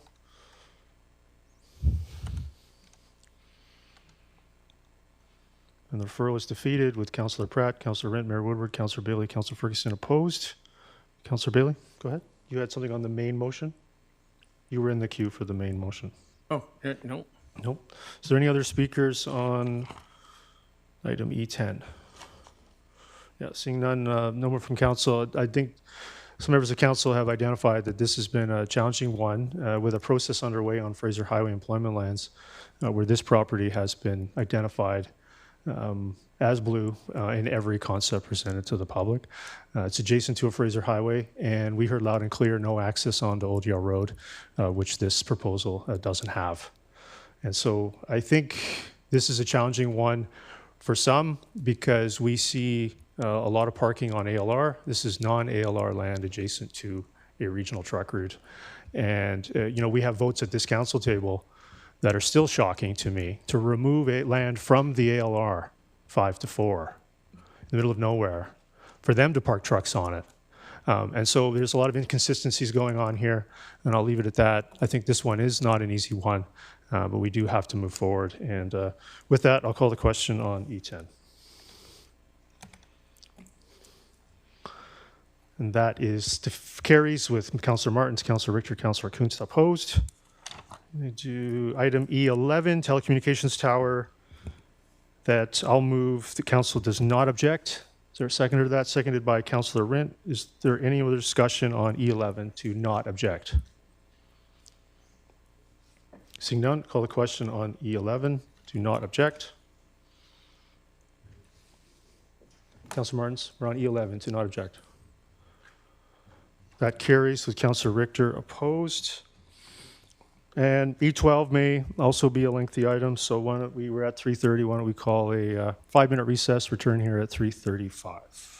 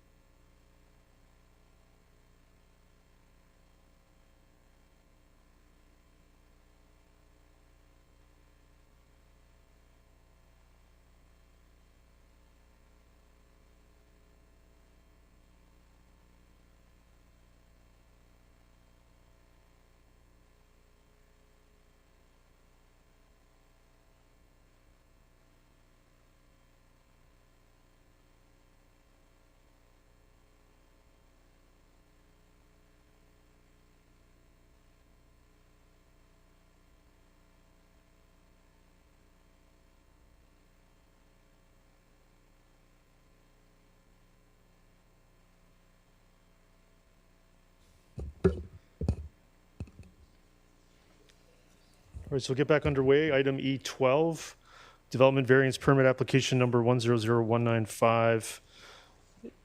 Council consider, I think it's just appropriate, just put something on the floor. I'll move council authorize issuance of DVP with the recommendation in the agenda, seconded by Councillor Ferguson. Is there any discussion on E12? Councillor Bailey. Yeah, recognizing the fact that we need a middle school and a high school desperately, I could not imagine a worse configuration for this that is necessitating 154 spots less. I look at this from a traffic safety point of view, and the north entrance only and the south exit only are on curves. When you combine that with N drivers who are easily acceptable to peer pressure, and if you sit at the entrance, you will see repeatedly N drivers violating their restrictions. So you put not enough parking spots together with very poorly planned exits and entrances. I have to approve this thing because we need the school spots. And then you combine this with, there's a lot of comments about how we don't cooperate with the school board. I don't see any playing fields on their plan here. So that means that they're going to entirely rely on the Smith soccer campus that we're supplying there. So my message to the school board is, plan properly. You've put us in a very terrible position for okaying a terrible traffic plan and a terrible parking plan and a terrible situation when it comes to not putting your own resources in place, but rather relying on our resources, and then say some terrible things about us not cooperating. So I am in favor of this very reluctantly, and I am going to really want to make sure that they in every aspect have a very proper, not Schedule C or whatever that thing is that they supplied us, a proper plan for traffic control, because I can see an awful lot of collisions and possibly fatalities resulting on these badly planned exits and entrances. Councillor Ferguson. Thank you, Mr. Mayor. I mean, this community needs schools. This community needs high schools, middle schools. In this case, there's going to be a daycare as well. We need schools. And I think that this is by far, I could be corrected by staff, but it'll be one of my questions, is this probably perhaps is the biggest capital expense made by the school district in our history, if I may through the chair to the staff?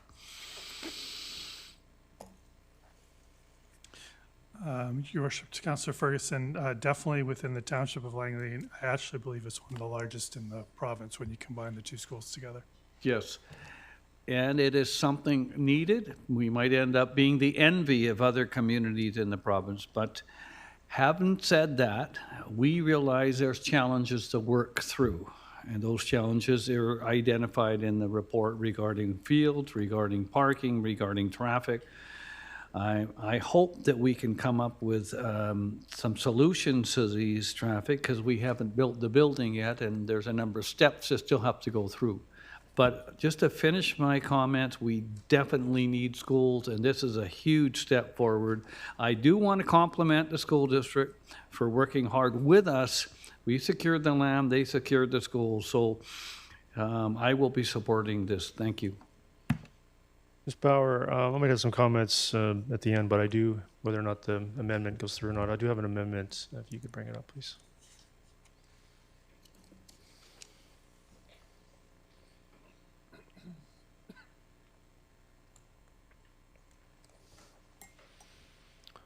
So I'll move that amendment. Is there a seconder? Seconded by Councillor Rent. This adds two conditions. It approves the DVP subject to these additions or these items, if council approves it, to be resolved, that the proponent will limit access from 76th, and the proponent will secure access to half of their parking lot through land they don't own, and ensure that the intersection will work correctly to their site. Mr. Cooner, do you have any additions on that, or is that sufficient? Your worship, that's sufficiently outlined, and I believe if there's any concerns with the condition, they'll be described in a report to mayor and council. Great, thank you. Councilor Richter? Okay, secure the access rates through land they don't own. Well, who owns that land? Mr. Cooner? The township. Okay, so what's it gonna cost them to secure access from the township? Through your worship, Facility that is good for the township, i.e. a school. Through your worship to Councilor Richter, the mechanism would be an easement with the township of Langley lands. In relation to the specific easement and valuation, those items are considered property and would be considered at a closed meeting.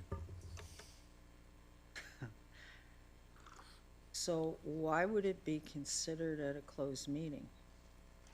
Because Is there a cost that they're gonna have to pay because of this amendment? Because if there's a cost, I think the cost should be out on the table.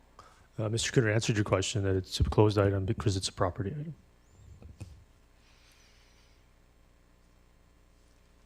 Councilor Kunst?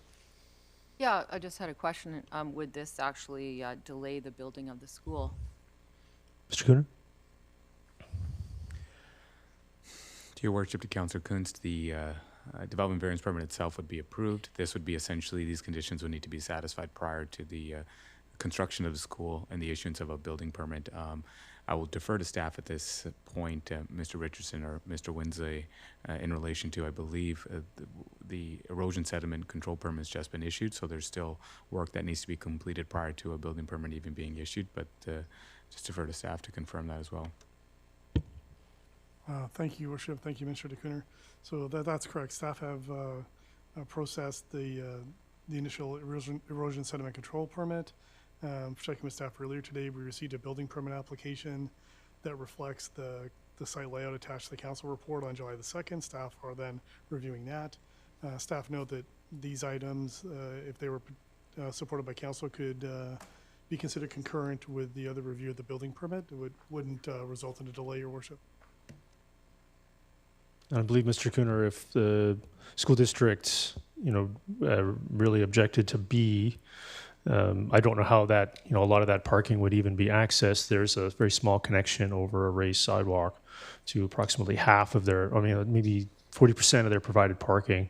So if they were to indicate that item B is unacceptable to them, council could look at that at that time. That is correct. Councilor Martins? Thank you. I just want to clarify in point B. So are we putting a stipulation on the school district that they are providing an intersection with, are we asking them to build street infrastructure? Mr. Cooner? Potentially, we would have to examine that specific condition and see what works need to be completed to ensure that there's intersection functionality. Okay, because I'm reading it as provision of intersection. So I'm just wondering, in the history of the township, have we ever required the school district to provide any sort of intersection works in association with a school site? Mr. Cooner, do we know? Maybe Mr. Richardson may know. Yeah, Mr. Richardson or Mr. Wenzel, I'll defer to them as this is one of the larger developments we have seen for a school district in recent time, but I'll refer to staff. Through your worship, in order of seniority, me, and then yield to Mr. Winslade. Staff have worked traditionally with the school district on those items. From recollection, roadworks, other improvements to that effect. Intersection could include items like stop signs and other traffic management measures like no parking signs and items like that, access, egress points. That's sort of common in those sort of staff-to-staff site development items. I'll yield to Mr. Winslade. Not much to add beyond Mr. Richardson, other than each school has been dealt with individually, and in some cases, the school is going into an already serviced area, you know, through development. In other cases, Artie Mountain most recently, we worked together to make sure that everything was there, including crossings. I think that's a key point, and I appreciate it, that this is a undeveloped area with no road access whatsoever. And so it's a tad unique versus the typical elementary school development that we've seen, which are, by the time the school district and the province get around to building a school, usually the area is developed. Okay, so in the examples that you have provided then, in those discussions, who ended up paying for those works? I think staff would need to go back and look at each school and project works. I think also the school district pays road DCCs that contribute to those projects as well, which it would be doing here too. That is correct. It's But subject also to- potentially contemplating having the entire connector in front of its site provided for them. How are they accessing their site? And then item B is addressing that. Okay, so I don't have a clear answer then. We're not aware of any particular site where it was included in their development permit or whatever. I think we've responded, or I've responded, that given the uniqueness of the situation, it's in an entirely undeveloped area with no road infrastructure, whereas all other school projects that I can think of are in almost finished areas. Right, but the road infrastructure in those areas was provided for by the township, not the school board. Or other developers, I believe Mr. Kinner would be the situation. Okay. Yep. Do we have any idea what the expense would be to the proponent for this? Mr. Kinner? We would have to review that and based on detailed designs prior to any cost or construction estimates. Okay, I'm just mindful, thank you, my final comment on that, I'm just mindful of things don't work quite the same way as they do with us.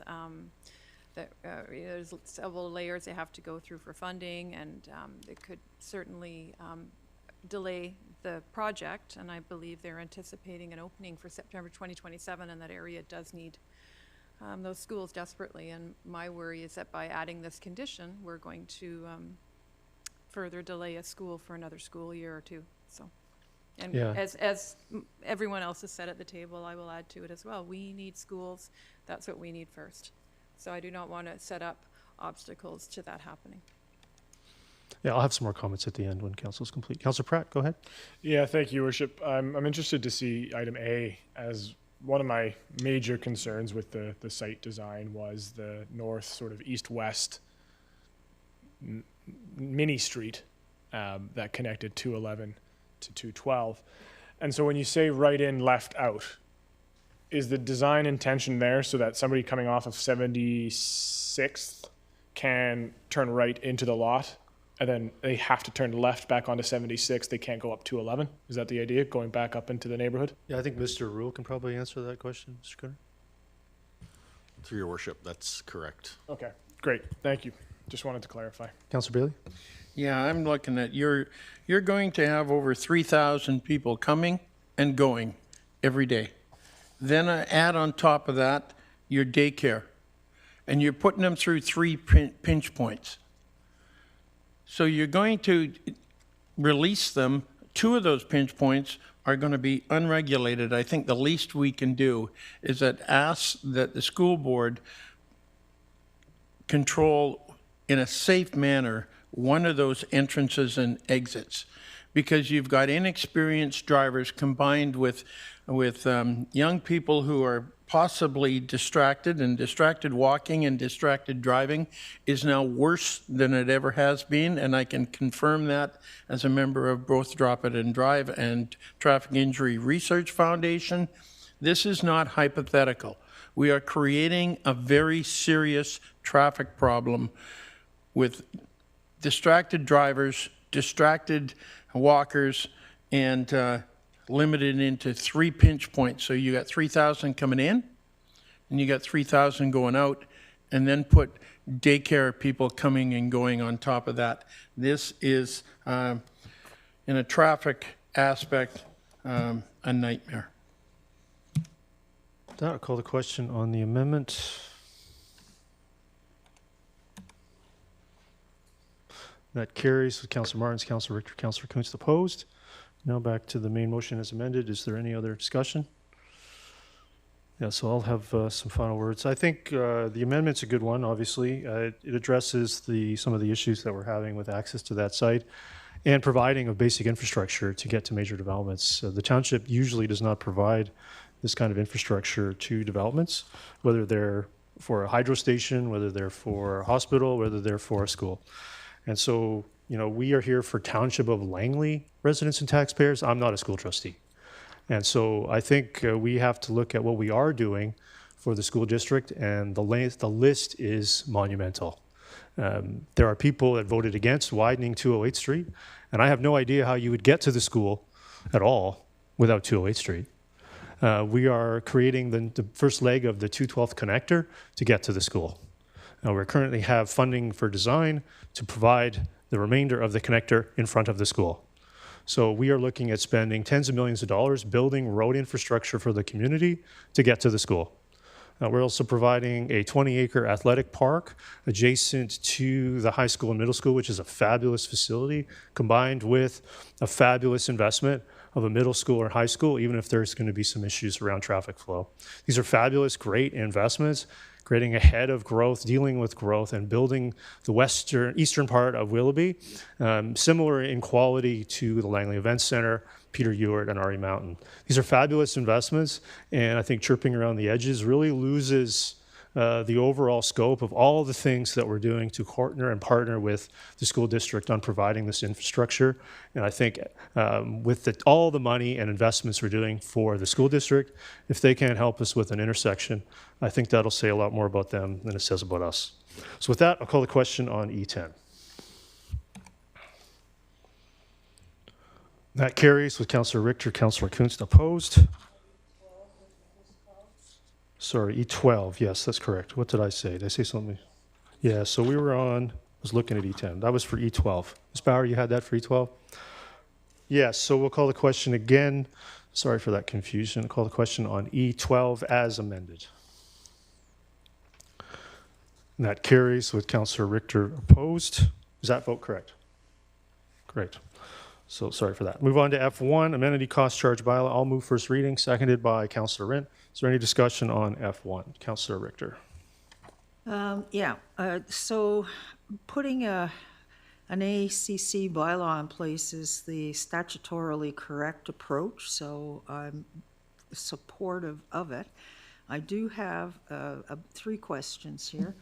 The CACs that have been collected, how much are they and what happens to them? Like, do they roll into this ACC that's going to be created under the bylaw, or like what happens to them? To your worship, to Councillor Richter, the CACs have their own separate reserve. They would not roll into the ACC bylaw. ACC bylaw is a separate item, and there'll be a separate reserve created for the ACC bylaw. Okay. And the exact amount, I would have to defer to finance, but I believe staff can get back to you on that. Well, do we not have a number, right now for CACs?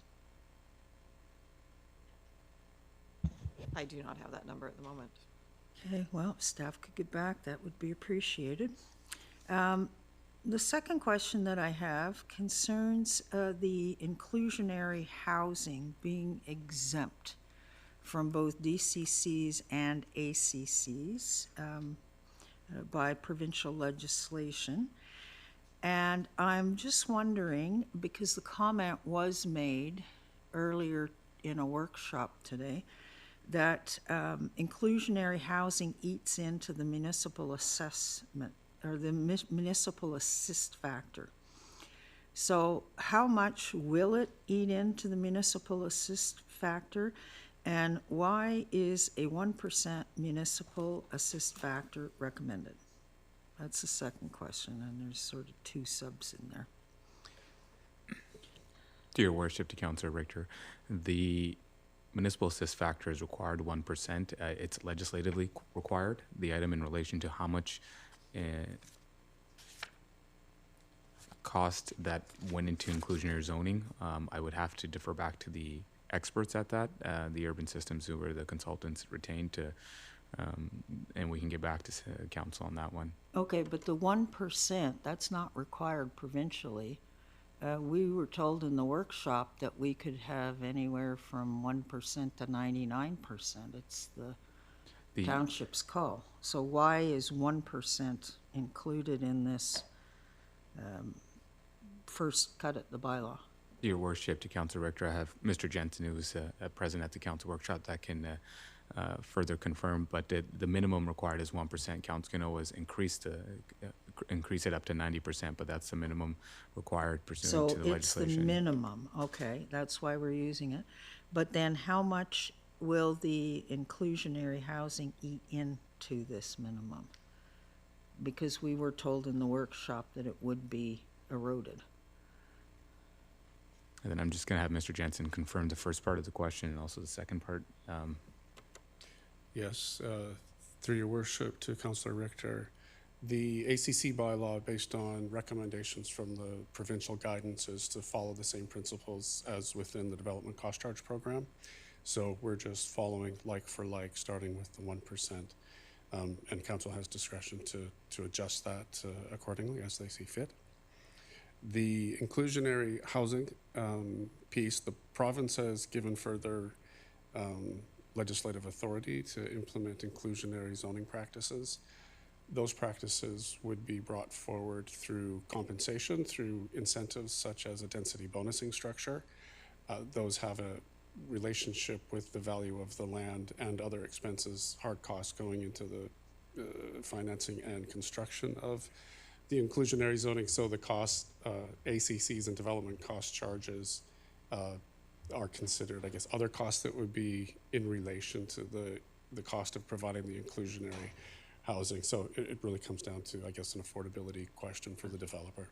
Okay, and on page 82 in the actual bylaw that we're sending out for public information, and maybe you could tell us more about the public information. Why are manufactured homes included in receiving an amenity cost charge? Because it would seem to me that manufactured homes are actually affordable housing. So they'd be inclusionary housing. They shouldn't be included. Through your worship to Councillor Richter, the way the bylaw is structured currently, it's looking at housing forms from a perspective of market rates. So if it was to be considered affordable housing, it could be looked at, I guess, through an option of waivers, such as the development cost charge waiver bylaw. Something similar could be brought in for an affordable housing definition that could apply to other forms, but essentially it would come down to the market rate or the units being sold below market rate to be defined as affordable. Okay. And then there's provisions within the Local Government Act as well that include affordable housing as exempt from the ACC bylaw, but it would come down to the definition of affordability. Okay, so number 8 on page 82 could be changed going forward, depending on feedback from the community. I'll just jump in there through your worship, Councillor Richter. It wouldn't be excluded. We would then create a separate bylaw for exemptions. And if it falls under the exemption, it would be exempt. Okay. And under the exemption bylaw number 10, right, paragraph number 10 states that in relation to affordable and special needs housings that are required under affordable and special needs, that unless it's prescribed by regulation, they would be exempted. Okay, well, why does this then refer to the pad costs? If the intent would be to potentially exempt mobile home parks, then that would be done under the paragraph number 10 exemptions. Okay. All right, then. Now, the public input sessions, what are those going to look like? When are they going to happen? How soon will council be getting it brought back for second reading, I guess?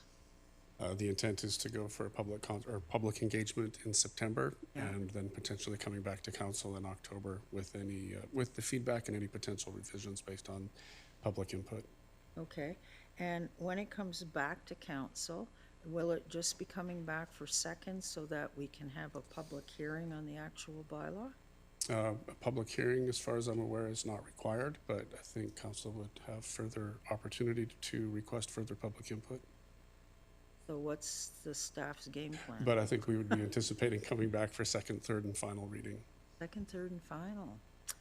Okay, in October. Okay, thank you. I just want to confirm that process is outlined for you by the province. Yes, it is. Yeah, the province is, in the provincial guidance, has provided the process by which we have to follow, which is starting with first reading, then the public engagement, coming back then after that for second, third, and final.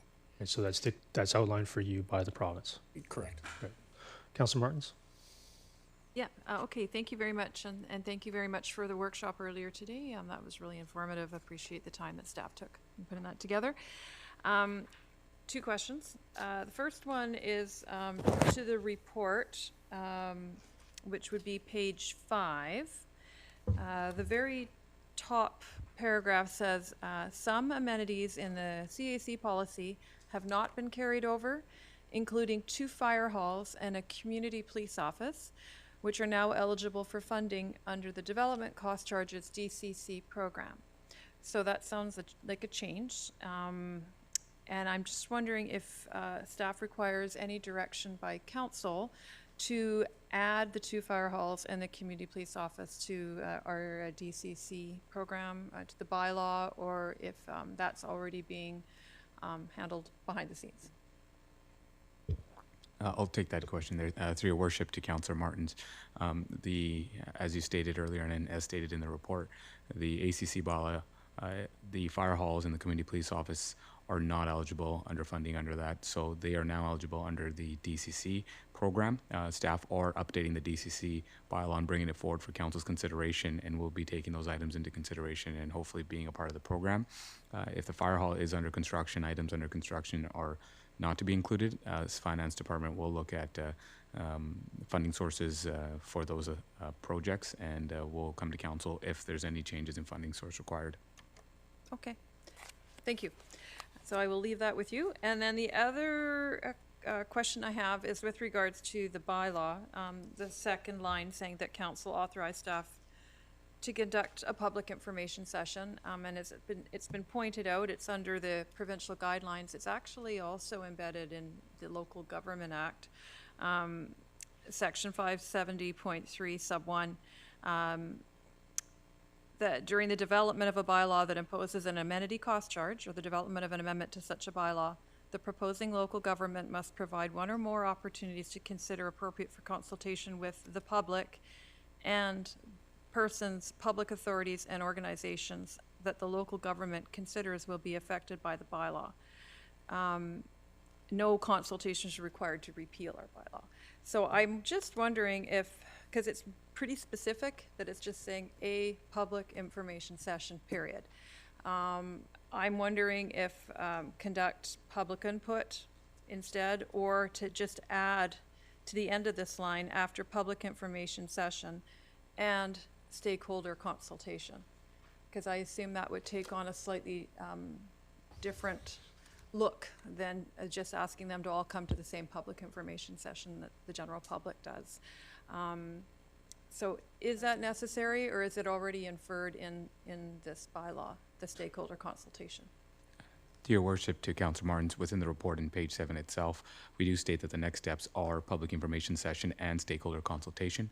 The resolution itself is just straightforward, but the inference is that there is stakeholder consultation. And Mr. Jensen can also confirm that during the process of developing the bylaw, including the associated ACC rates, there was some initial consultation done with the development industry community. Yes, we've been in touch with the Urban Development Institute through the liaison meetings that are held at the township or virtually. So we will continue to engage with them as well as the Home Builders Association. Okay. And then open it for the general public as well. Yeah, okay. I would like to move an amendment just to ensure that we are covered off according to the Local Government Act and add 3 words, and stakeholder consultation at the end of that sentence.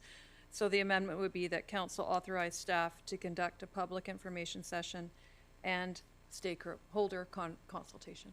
So just to confirm, Mr. Cooner said it's going to occur, but you want to make the amendment. because the way this is worded is also only directing staff to conduct a public information session, period. I'm just wanting to add that to ensure that we are in compliance with the Right, just wanted to legislation. clarify. Councillor Richter has seconded. Go ahead. Any further discussion?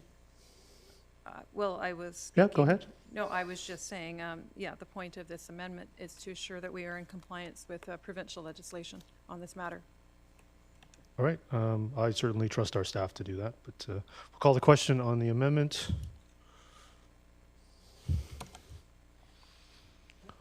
That's defeated with Councillor Pratt, Councillor Rent, Mayor Woodward, Councillor Bailey, Councillor Ferguson opposed. Now back to the main motion as in the agenda. Is there any other discussion or questions? No, seeing none, I'll call the question on E12. No, sorry, F1.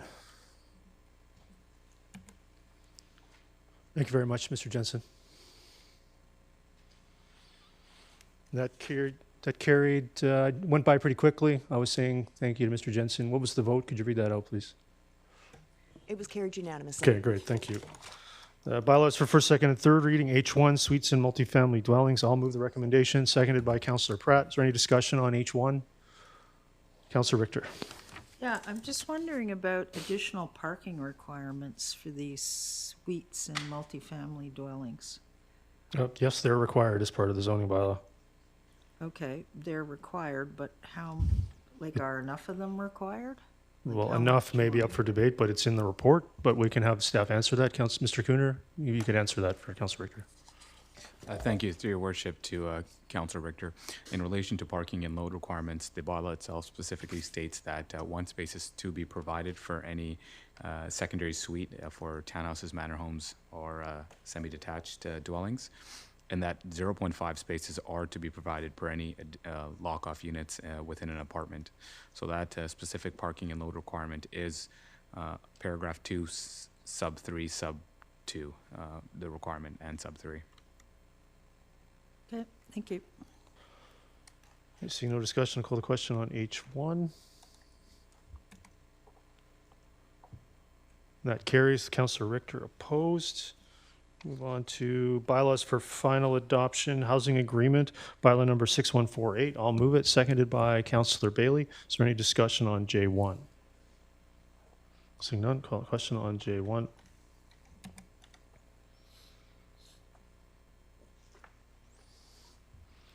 That carries. Councillor Richter opposed. Ms. Bauer, J2 is similar as last time, is conflict of interest on this item for myself. Acting Mayor Pratt will be taking over. Thanks.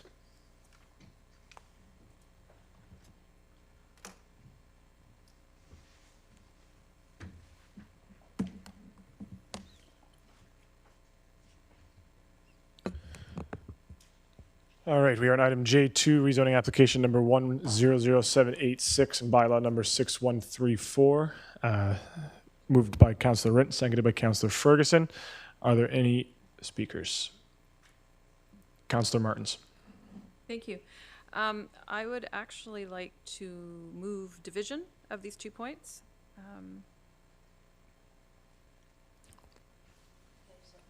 So you're moving division of the two that's?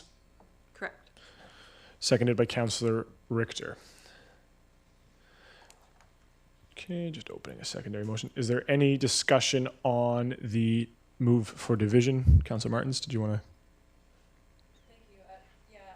I feel there needs to be more conversation about the authorization of the extension of the heritage alteration permit, considering I think it's a bit nebulous whether it's a substantial change or not. And so I would like the opportunity to discuss that issue separately. Okay. Seeing no other speakers, we'll call the question on the move for division. And Ms. Bauer, I've opened the secondary queue, but I just want to confirm that I don't have to press any other buttons to make sure it's recorded correctly. Thank you very much.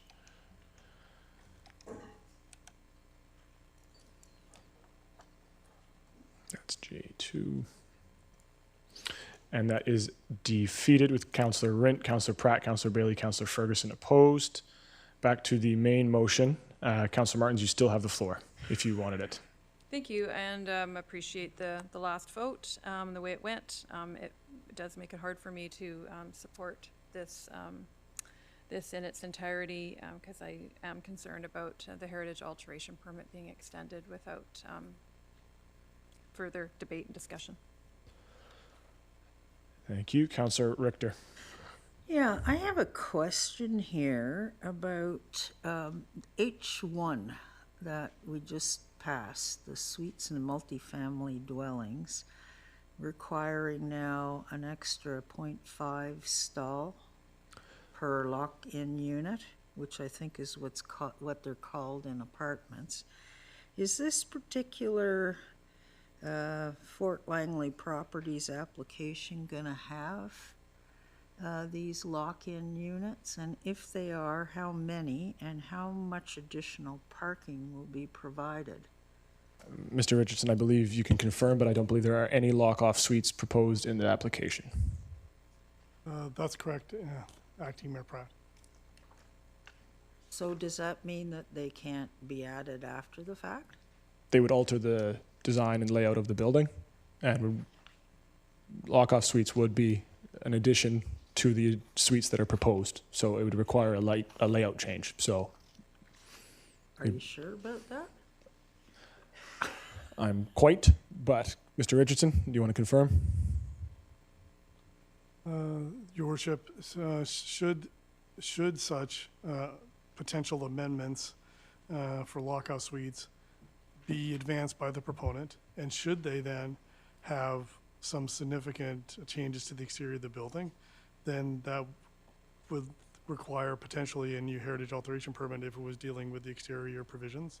To date, however, there's been no such indication provided to staff that lock-off units are being proposed. If they are, they would have to comply with the zoning bylaw provisions.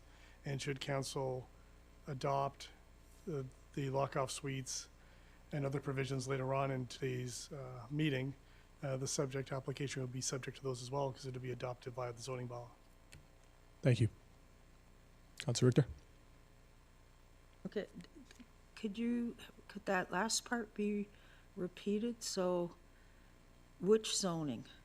The zoning for the property or the zoning or the suites and multifamilies dwellings? I wasn't quite clear.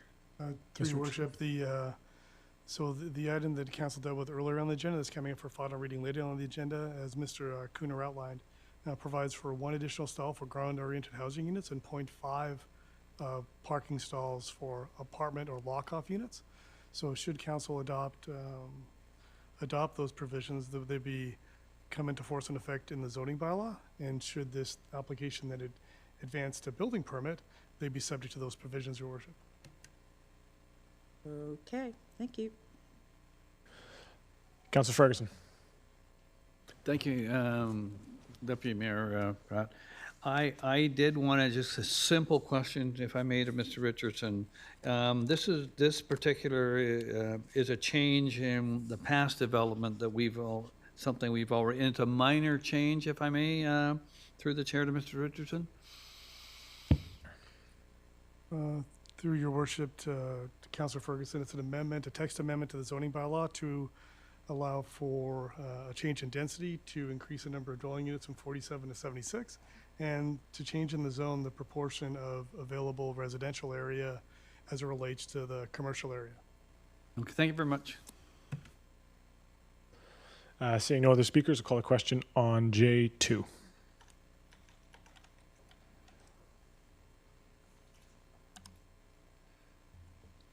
And that carries with Councillor Martins, Councillor Richter, Councillor Kunst opposed.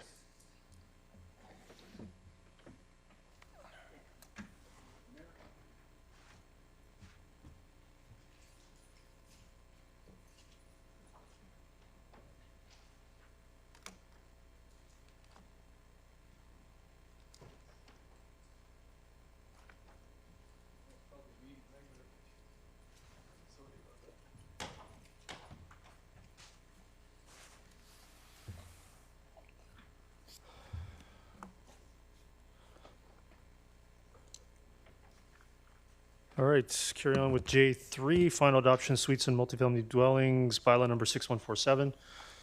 Moved by Councillor Pratt, seconded by Councillor Rent. Councillor Richter. Okay, there's no J3 in my package, and I'm just wondering why. To your worship, to Councillor Richter, J3 is item H1. We had put it 2 spots in the agenda, suites or single-family dwelling. In the event 3 readings were given, then staff would ask for the final reading to the suites and family dwelling bylaw. And the bylaw itself is attached at H1. All right, so we're giving 4 readings in one meeting. Can we do that in the same meeting? Yes, certain bylaws we are able to do that. For this bylaw specifically, we can give all 4 readings. Okay, and what's the rush on this? Why are we doing 4 readings in this meeting? It was in order to have the bylaw finally adopted and give the opportunity to potential development applications to allow suites and multifamily dwellings. Okay, so basically, do we have like a queue of these things that are gonna be coming forward in the fall? Potentially might be a part of some development applications in their site plans. Okay, thank you. Seeing no discussion, call the question on J3. That carries with Councillor Richter opposed. J4, Facilities Renewal Loan Authorization Bylaw, bylaw number 6127, moved by Councillor Rent, seconded by Councillor Bailey. Is there any discussion on J4? Seeing none, call the question on J4. That carries. Councillor Richter opposed. J5, rezoning application number 100770, bylaw number 6005. Moved by Councillor Pratt, seconded by Councillor Rint. Is there any discussion on J5? Councillor Richter. Yeah, I just had a question, I think I may have asked it the last time. So this is an application that's doing the voluntary CACs?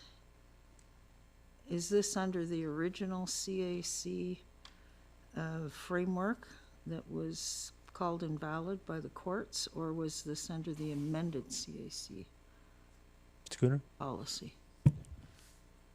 Through your worship, Councilor Richter, it was it was advanced to council under the original CAC program. The proponent has elected to advance on a voluntary basis and provided a letter of independent legal advice and acknowledgement and release with respect to that at their election. Thank you. With that, call the question on J5. That carries. Councillor Richter opposed. Does anybody wish to make a mayor and council report? Councillor Kunst. Yeah, I just have a little memo of my own here. So I wanted to provide an update regarding this year's Union of BC Municipalities Conference. At the June 9th council meeting, a memo informed us that Mayor Woodward, Councillors Ferguson, Pratt, and Bailey were approved and funded to attend UBCM this year. Councillors Richters, Martin, and myself were not included. UBCM is a great opportunity for local governments to advocate directly with provincial leaders, vote on policies that impact our community, and participate in workshops that address challenges and opportunities facing municipalities across BC. Having served as a UBCM Executive Board member from 2022 to 2023, I know firsthand how important it is for diverse voices to be at the table. The decisions and advocacy that come out of UBCM shape provincial policy and funding priorities that directly affect our residents. Although the 3 women on council were not included in the funded group, we believe that our voice matters, that our representations matter. We want to be equally informed on emerging issues, current and developing policy decisions, and to build important connections with stakeholders and all levels of government. For these reasons and many more, Councillor Martins and I will be attending UBCM at our own expense without using any taxpayer funds, and we look forward to bringing our voices to the table. Thank you. Councillor Richter.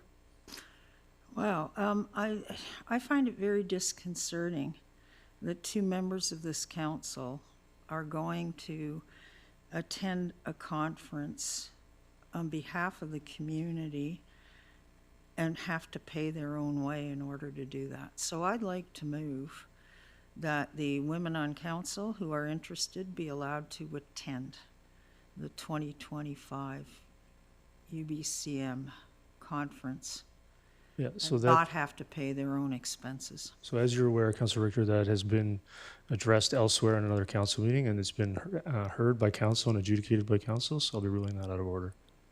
Well, I challenge your decision. All right, so we have a challenge to the chair. Ms. Bauer, could you please conduct that for us?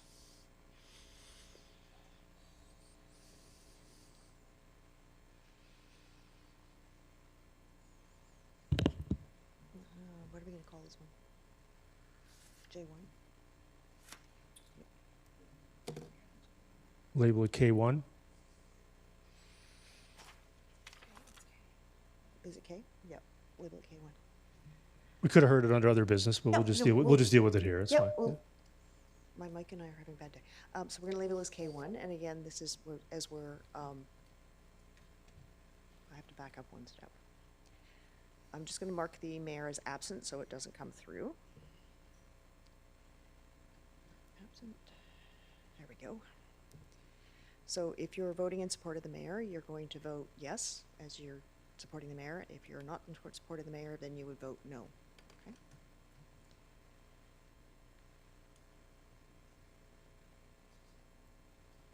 Okay, and if you could vote, please. Oh, that's fast. Okay. 1, 2, 3, 4. So the chair is sustained. Opposed by Councillor Martins, Councillor Richter, and Councillor Kunst. Great. So does anybody else have a mayor and council report? Councilor Martins.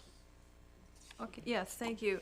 I'd like to start with thanking Councillor Kunst for her statement, and I echo that. And the irony is not lost on me. I used to work in a male-dominated occupation for years, and I never, in all my years as a police officer, felt that I was looked over any opportunity based on gender. So thank you for your comments. I just wanted to say it's been a very busy season for council, a lot of events that we are attending, and congratulations to the Aldergrove Fair Society on an excellent event this past weekend. Well done as always. I really enjoy that one, and it's really great to see community coming together in so many ways at these events, so people can attend and just feel a part of it all. So good, well done, Aldergrove. Yeah, Councilor Ferguson. Well, just sitting here being interested, this is not a gender thing. I wanted to go to the LMLGA, that's the local government association, this year, and because of policy, I wasn't given the opportunity to go, so I chose to go on my own. That is, going on your own seems to be a consistent thing with regional members and perhaps others. I have on my own attended park site visitations. I have been to liquid waste plants, visitate on my own. I am considering attending either a national, international, I don't think I'll leave North America, WEF, it's called Waste Environmental Federation. It looks after water and sewer usage, and I'm very interested in the process of tertiary treatment and secondary treatment improvements, and also waste to energy things that I'm interested in. And I paid on my own, and I ask questions on my own. So it's got nothing to do with gender. Attending a conference due to policy is basically up to the individual. Okay, so I want to do a Metro Vancouver report. As we know, we're not going to be back till September, so I want to say a number of things that the Metro Vancouver, it's in our package, but I want to go over it. Number one is industrial lands are bringing to market initiatives between Maple Ridge and Kwantlen First Nation. Agricultural awareness grants are being recommended. Update on regional district sustainability funds and regional planning. Statements of financial information, Metro Vancouver's performances. I wanted to talk to you also about TransLink's 2025 regional fund application, which was approved by by Metro Vancouver. Regional cultural grants approved. Best practices review of the development cost charges, which are important. Government committee updates. Oh, I've got a few here. Metro Vancouver Regional District DCC Reserve Fund, looking at again, and also looking at regional goal strategies, and my favorite one, here I come, it's called Food Scraps Recycling Program, Food Scraps Aren't Garbage campaign, which you see on TV. Metro Vancouver has been very, very busy this year. As much as you might hear on the news, we are getting a lot done, including adding another couple of regional parks to Langley Township. Thank you, Mr. Mayor. I know that's progressing and not as fast as we would like. Appreciate that report. I'm going to respond to the commentary we just heard regarding UBCM at a later date. It's a closed item, and the three councillors know full well why they're not going to UBCM. I'm going to leave it at that, and all will be revealed in due time. So with that, we're going to carry on for items N1 through 8. Is there any discussion on Ms 1 through 8? Any questions? Councillor Pratt. Yeah, thank you, Your Worship. I noticed in N5, the commercial truck on-street parking pilot phase 1 update, that staff positively or provided positive feedback about the pilot and are recommending that it continues. I am wondering if a motion's required to that effect, or if staff are just going to take it sort of on their own. Keep it going. Through your worship, staff are just going to extend the pilot to get some more data points and then report back to council. Perfect. Thank you. Thank you. Councillor Richter? Yes, I had a question with regards to N6. And it says in here that the EWR planning group is an intermunicipal working group made up of councillors, township and city. I'm just wondering which councillors are there from the township. It wasn't clear.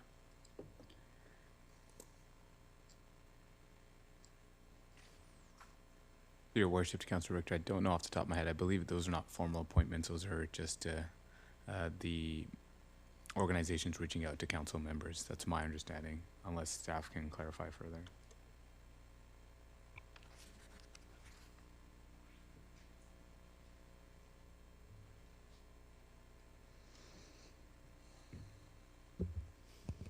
Okay, well, we're going to move on. I don't really know. Are we doing an accounting of who was where when? I mean, we can certainly get back to you, Councillor Richter, with who was there if you wish. Yeah, I love that. You'll get back to me and then I never hear anything. But yes, I would like to know which township councillors are included in this EWR planning group. I've never even heard of it. Mr. Cooner, have you? We can reach out to the group. Yeah, And, okay, we'll find out. Yeah. You're also welcome to maintain a list and follow up, Councillor Richter. I mean, if you're not hearing back, that's not good. We obviously want to hear back. So I shouldn't have to do that.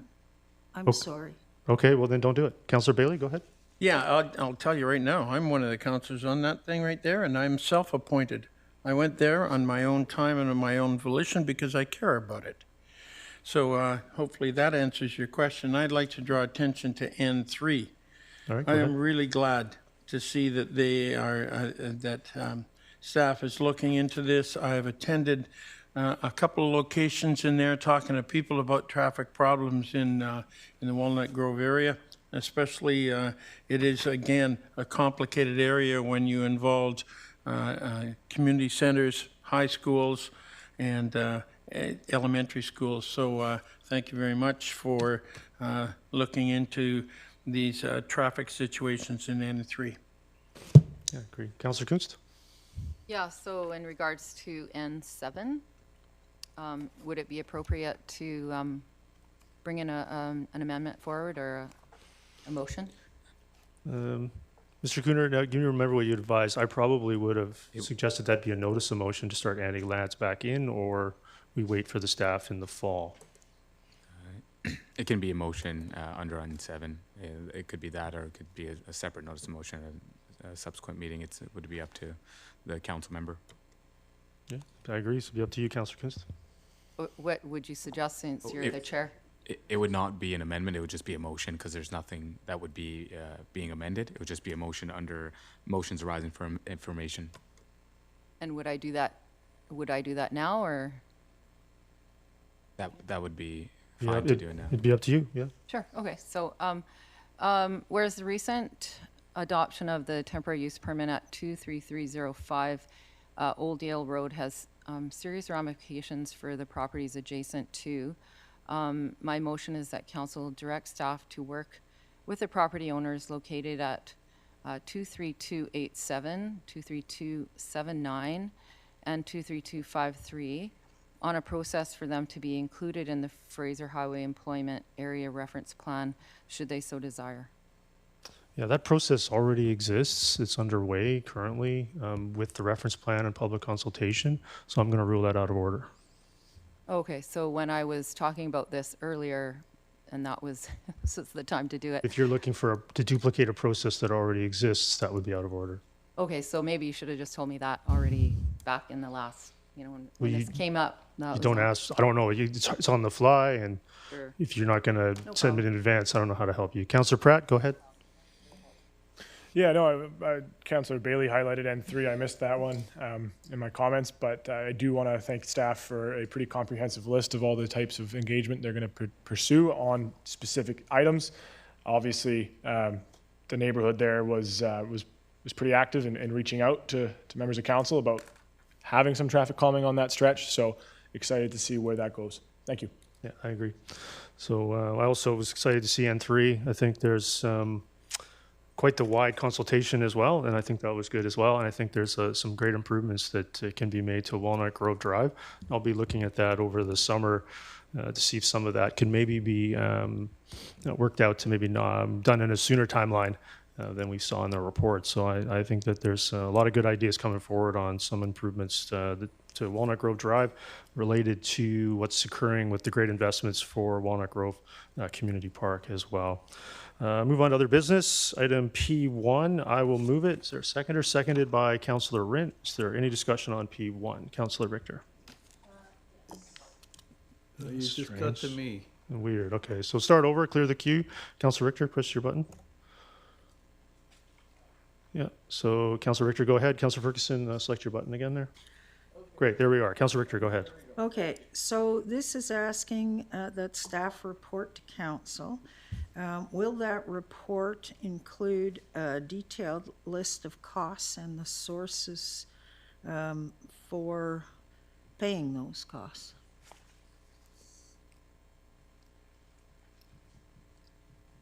Through your worship, yes, this report would likely include costs for the improvements listed. Okay, thank you. Councillor Ferguson?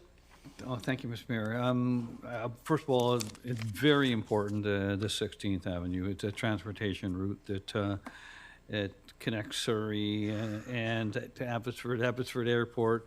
It's always been a concern to the Township of Langley, having this long road that would be doing all the upgrades. Perhaps we do best that we can to ask for support from TransLink and also provincial government. I'm not sure whether Surrey or Abbotsford would be prepared to help out at all. I don't know. Now, the 196, that is a shared road, is it not, Mr. Mayor, if I may, through the chair? Yeah, it's interesting. I've seen some documents from Surrey suggesting that it's township's responsibility, so I'm looking forward to seeing that in the report. But Mr. Cooner, Mr. Rule, do you have any response to that?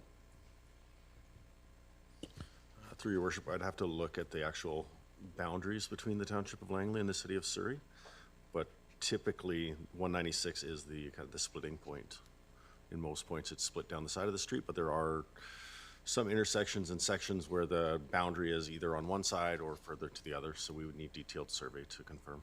Hopefully, we can get some help again and convince Surrey, and I'm not sure how much help we can get from Abbotsford, but it's an important road, and we've got to keep it as safe as possible as well. Thank you. Thank you. Seeing no discussion, I'll call the question on P1. That carries unanimously. Item P2, Ms. Bauer, a few others came up after the fact, so I'm going to move that as the amended version I sent you.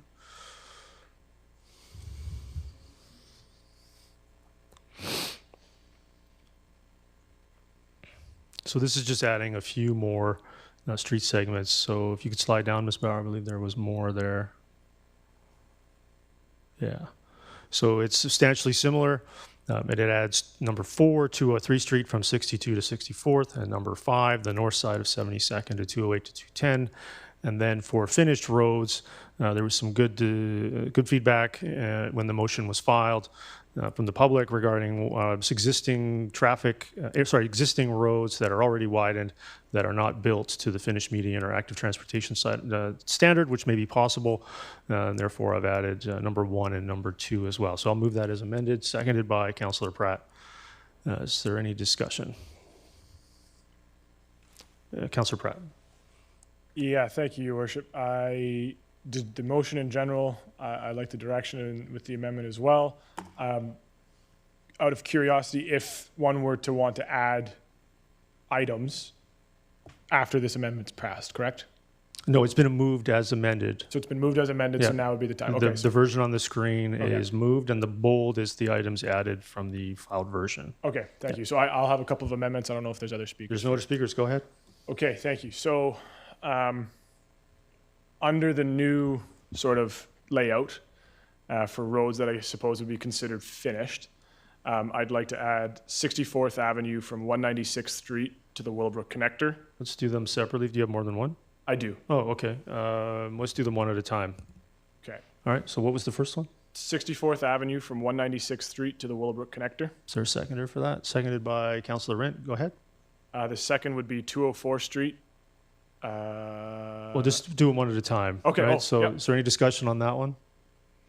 Maybe say it again, Councillor Pratt. 64th Avenue from 196th Street to the Willowbrook Connector.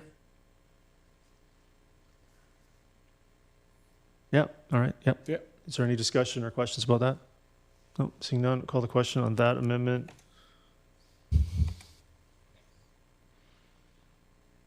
That carries with Councillor Richter opposed. Councillor Pratt, go ahead. You had another one? Last one actually is the south side of 80th Avenue between 200 and 202 Street. There's a seconder to that, seconded by Councillor Bailey. Is there any discussion?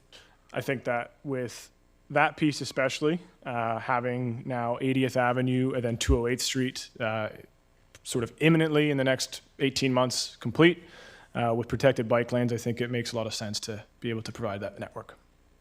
All right, call the question on that amendment. That carries. Councillor Richter opposed. Now back to the main motion as amended. Is there any other discussion? Seeing none, call the question on P2 as amended. That carries. Councillor Richter opposed. P3, I'll move it. Seconded by Councillor Rent. Is there any discussion on P3? No, seeing none, call the question on P3. That carries unanimously. I'll move P4, seconded by Councillor Bailey. Councillor Richter. Yeah, I'm just wondering what this is going to cost. Mr. Cooner? Your Worship, Councillor Richter, that would be done as a part of the process to the report to council with options. Okay, so staff aren't actually going to go ahead and do it. They're just going to report back with costs. That is a correct characterization. Okay, thank you. Yeah, no, I'm not sure where the confusion lies.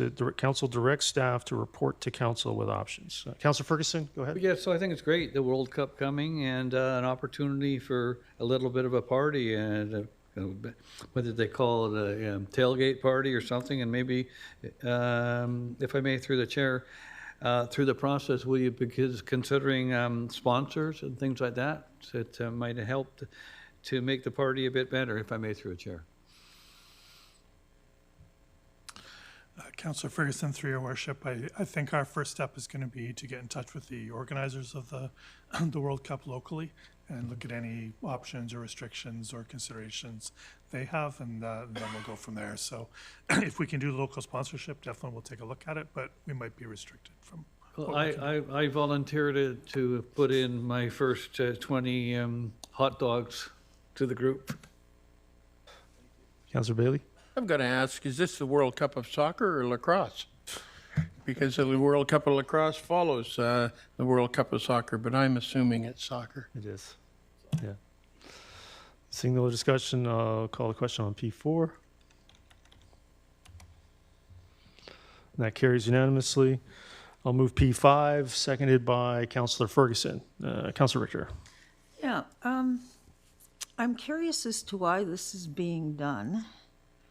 And it's $3,000, I believe, total. So how many residents are benefited from this, like this reception? And what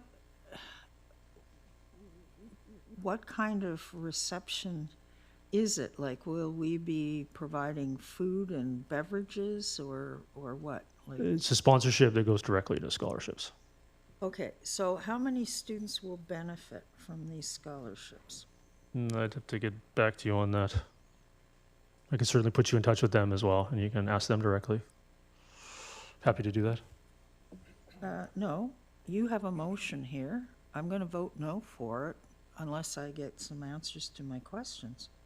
All right, So well, how many students benefit from these scholarships? would you like me to Google that for you? I mean, I'm not sure what you're asking in terms of it right at this moment. We can certainly get back to you, but if you wish to move deferral to get that information, we could do that. Okay, you know what? You're spending public money. I want to know how many people are going to benefit from the public money you're spending and why we're spending it. Well, the way it's also structured is that would be provided within the report to council when the community grant program comes forward for approval in the spring. So you would have that information before any taxpayer money is dispersed through the scholarship portion of the grant program. Okay, so why haven't they applied for scholarships under our grant program before? Why all of a sudden, and this says it's to fund a reception. No, it is a sponsorship for the program that's labeled that way. And so again, I can put you in touch with them and they would be able to provide you with all of this information. And then you would have that. You could also ask staff to collect that for you as part of the report to council. I'm going to vote opposed to this because you're not providing us with pertinent details to make justified decisions on. Thank you. But I just told you it would be in the report to council when the grant program funding is approved by council next year. So if you don't want it, that's fine. Councillor Ferguson, go ahead.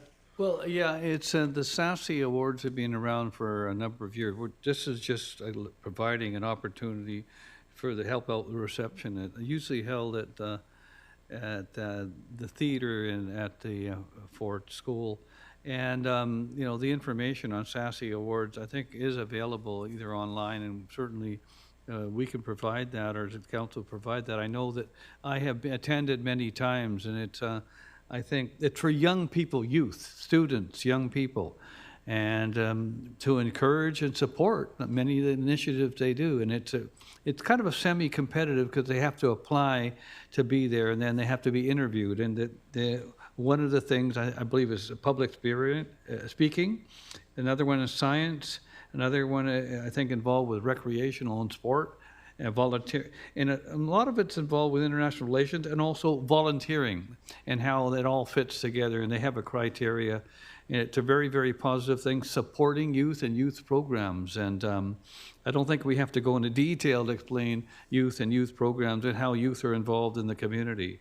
And it's for only Langley students and only Langley applicants. And it's very well attended, and all I can say is it's one of the most positive things I attend. All right, so seeing no discussion, call the question on P5. That carries. Councillor Richter opposed. Councillor Rent, P6. I would want to move P6 as read. I'll second it. Go ahead. I think it speaks for itself. All right. Is there any other discussion on P6? Councillor Martins. Thank you. I do have a couple of questions, if I can, to the mover. You're saying a new Ponder Park plan, and it looks like a pretty quick implementation because it's prior to the 2026 budget process. I'm just wondering if there's been conversations with I know the Langley Foundation have expressed an interest in this helping to improve this park. And Rotary was involved with some volunteer work, helping to clean up some of the existing facilities there, and had a work day there, and I know they're interested in helping as well. And then lastly, through SD 35, the outdoor education program through Fort Langley Elementary School, I believe, uses a site. So are these being contemplated in this Ponder Park plan, or is this enough from what I've expressed that perhaps that will be looked into in the report? Just wondering if I could get some more information. Mr. Cooner? Presumably all those items could be considered within the report. If that's the intent of the mover, then yes, that would be considered. Yeah, so is that the intent of the mover? Do you wish to respond? He does not wish to respond. Okay, so that's great. So I'll just itemize again, hopefully, if the mover feels so inclined. Again, it's the Langley Foundation who have been quite engaged in this. The Rotary Clubs of Langley, and also like I said, the outdoor education program at Fort Langley Elementary. So I'll just leave it there, and I'll hope the mover might consider those words. I believe, Mr. Cooner, you can consider those words and consider that for the report. Duly noted. Yep, great. So with that, we'll call the question on P6. That carries. Councillor Richter opposed. On to P8, Councillor Bailey, go ahead. Move it as it's read, and I'd like to add an amendment to it, please. Do you wish to move it as amended, or do you want to process the amendment separately? Process the amendment separately. All right, so it's moved. I'll second it. Go ahead. P7 was a homophobic motion. That was not okay to not even discuss that. I hate to tell you, but this is about a spirit stage. No, it's okay, Councillor Bailey. We'll just carry on. That's perfectly fine. We'll carry on. Yeah, we understand what you're talking about. Go ahead, Councillor Bailey. Yeah. So I'd like to move an amendment that this could be cut by up to 50%, and it would be funded by council contingency. So maybe read that amendment for me again. Okay, so he just add on the end to be cut by up to 50%, funded from council contingency. So we'll just get that. Ms. Brower, do you have that? Yeah, so I'll go ahead and second that, but I believe, Councillor Bailey, the intent is that it's covered in the meantime. That's because that's the only thing that would need to be funded, is if you're covering it in the meantime. Yes. Yes, okay, so go ahead and speak to that amendment. We're on the amendment now. Yeah, what I'm looking at is to put a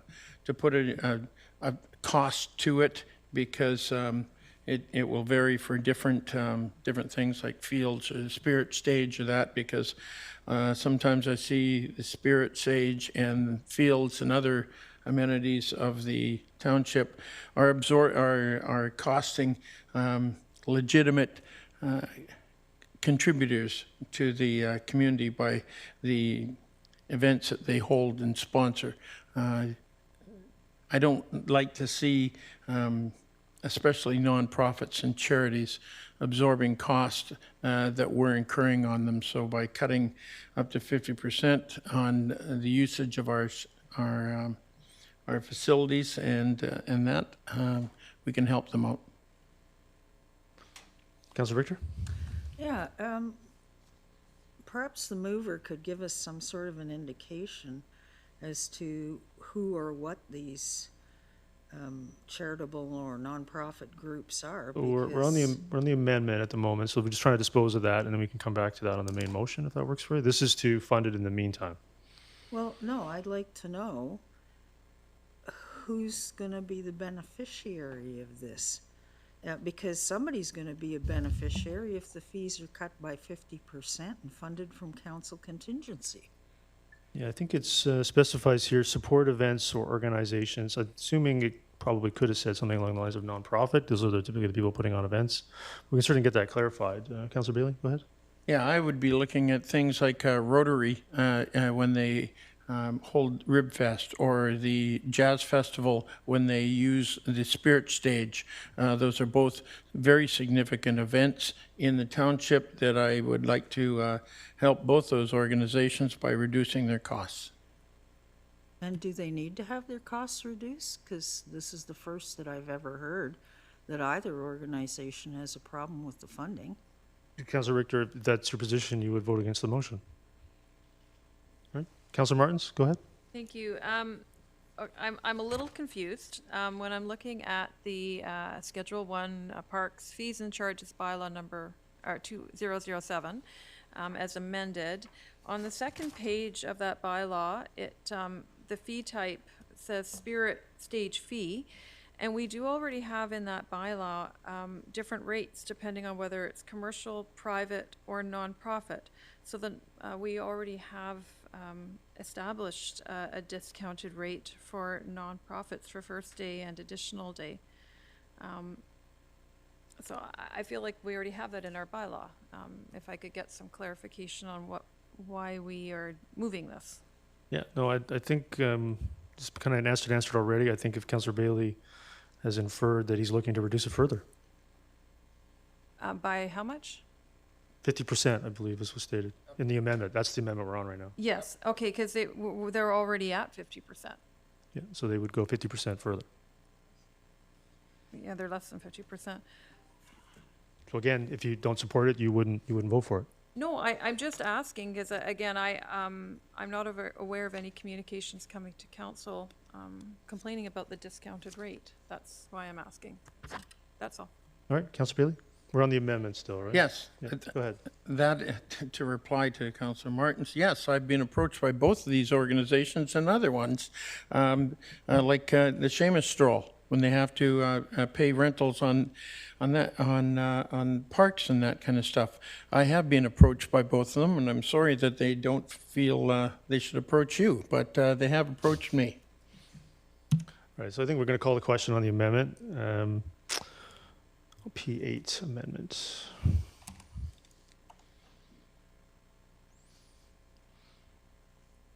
that carries with Councillor Richter opposed. And we're now back to the main motion as amended. Councillor Bailey, do you have anything else? Does anybody else have any questions or discussion? No. Seeing none, I'll call the question on P8 as amended. And that carries. Councillor Richter opposed.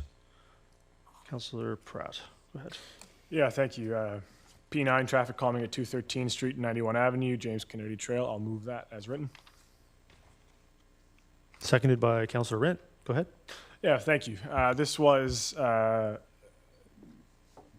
initiated based on some community feedback that the blind corner there at 213 and 91 is quite concerning for some parents there with kids go to James Kennedy.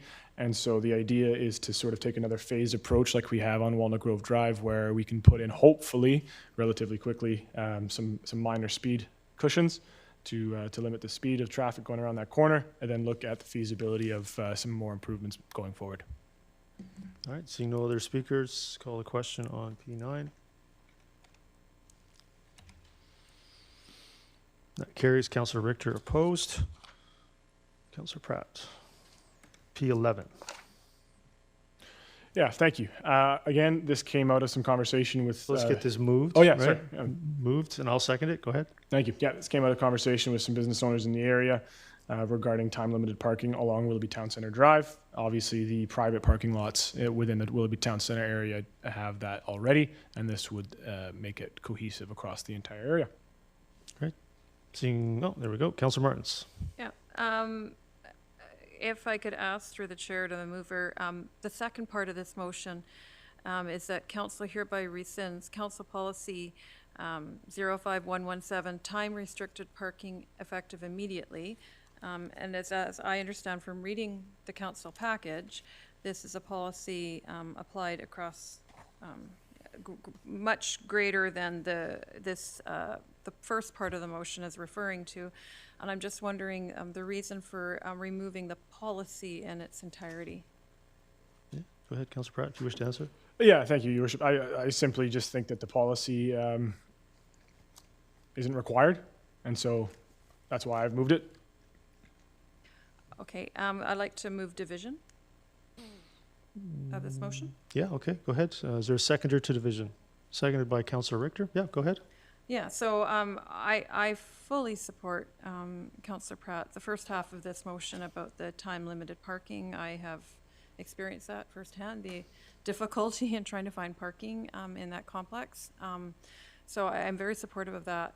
I feel that we're throwing out a blanket policy in the same motion that could have other implications, and I feel that that should be separated, and perhaps a staff report, refer it to staff for some more information on the benefits of rescinding that policy. So that's my reason for wanting to divide it, because I do want to support the first half of this. I think it's very good.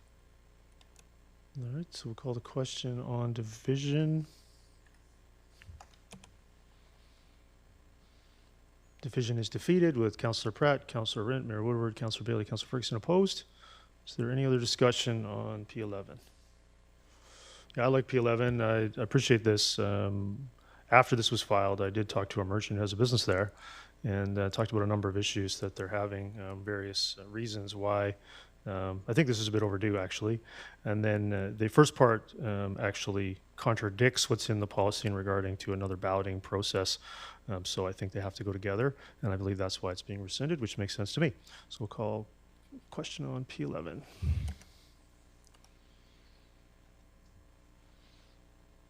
That carries unanimously. Councillor Pratt to P12.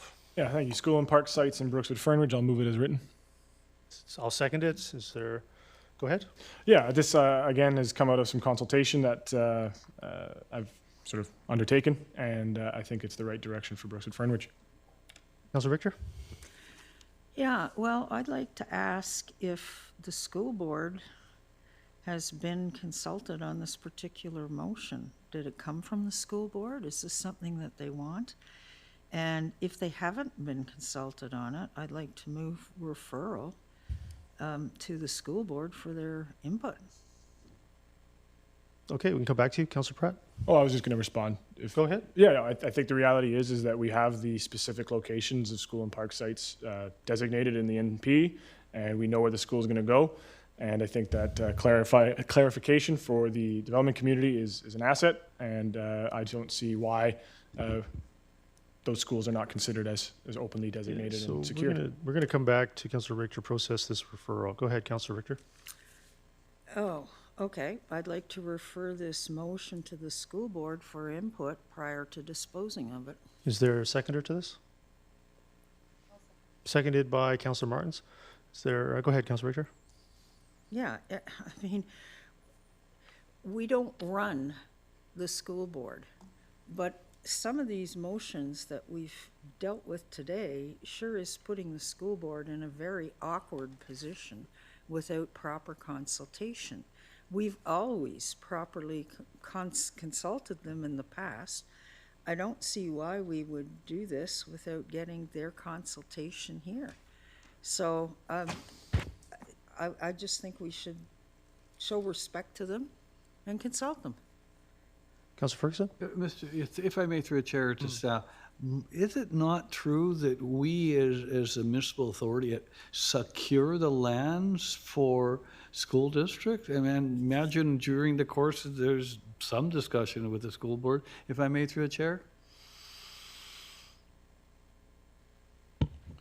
Through your worship, through the neighborhood planning process, as exemplified by Councillor Pratt, those school and parks items are included in those planning processes, and in the case of Brookswood, those plans there have identified those sites, your worship.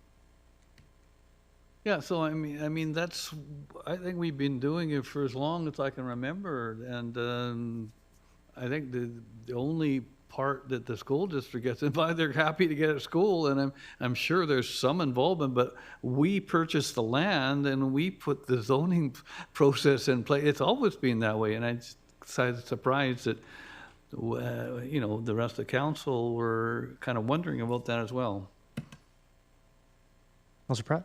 Yeah, thank you, Your Worship. I completely respect my colleagues at the school board, no matter if they're elected or unelected. For this motion, this is responsive and reactive to council policy and direction. The school board knows where the school sites are and where the schools will be located. So for myself, this was a motion that was written to provide clarity. Councillor Martins? Thank you. I know we're still talking about a referral here, but when reading the council package and reviewing that policy, the neighborhood plan, I should say, I did notice that there was reference in the neighborhood plan to policies that no longer exist, the joint school site park acquisition or that policy.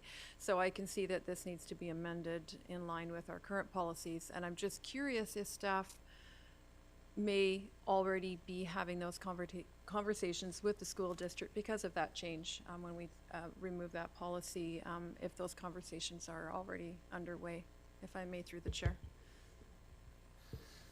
Your Worship, to Councillor Martins, in relation to the notice of motion, specifically to that item, that those have been provided to school district staff. There has been meetings at a staffing level in relation to those policies, and those are more evident by the fact that during the capital request that there was certain funds requested in relation to the Brookswood acquisition as well, and that those conversations are still ongoing.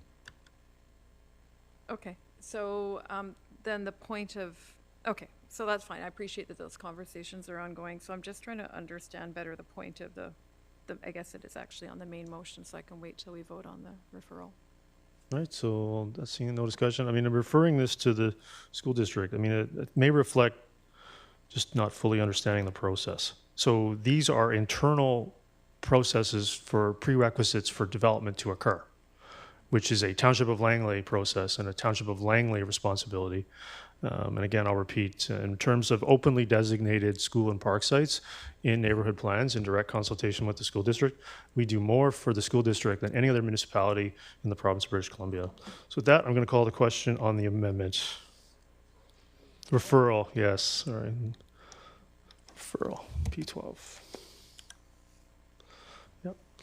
That is defeated with Councillor Martins, Councillor Pratt, Councillor Rent, Mayor Woodward, Councillor Bailey, Councillor Ferguson opposed.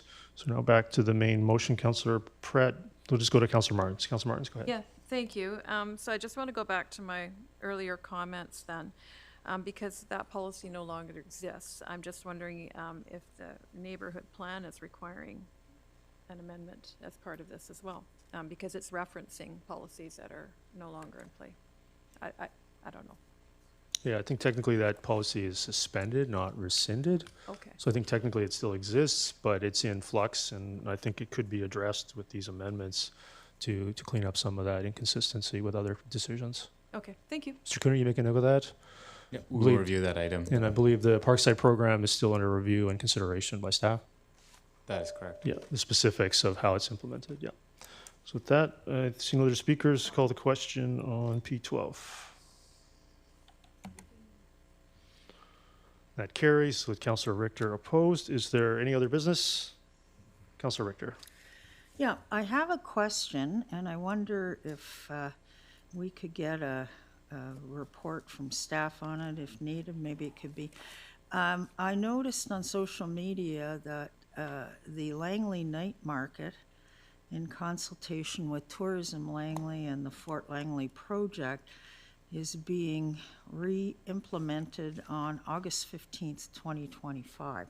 I'm just wondering, what kind of rental rate are they getting? First of all, I'm going to correct you. The Fort Langley Project has no role in that event. So carry on. Well, Mr. that's Winslade, not what was in the announcement. Well, I'll get that clarified. Mr. Winslade, go ahead. Your Worship, on the announcement that they're trying on a trial basis one evening, I believe it's in August. I don't know the exact date off the top of my head.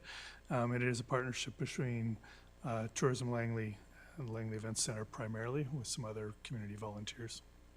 Okay, so are they getting like a discounted community rate? And if they are, would that cost be passed on to the vendors?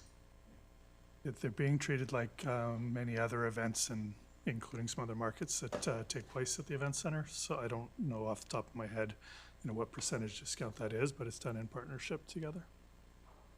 Okay. All right, and the second thing is I have a notice of motion for the, I guess, September, is it 15th? For the next meeting of council in September, so I think that's September 15th, if the clerk can confirm. Yeah.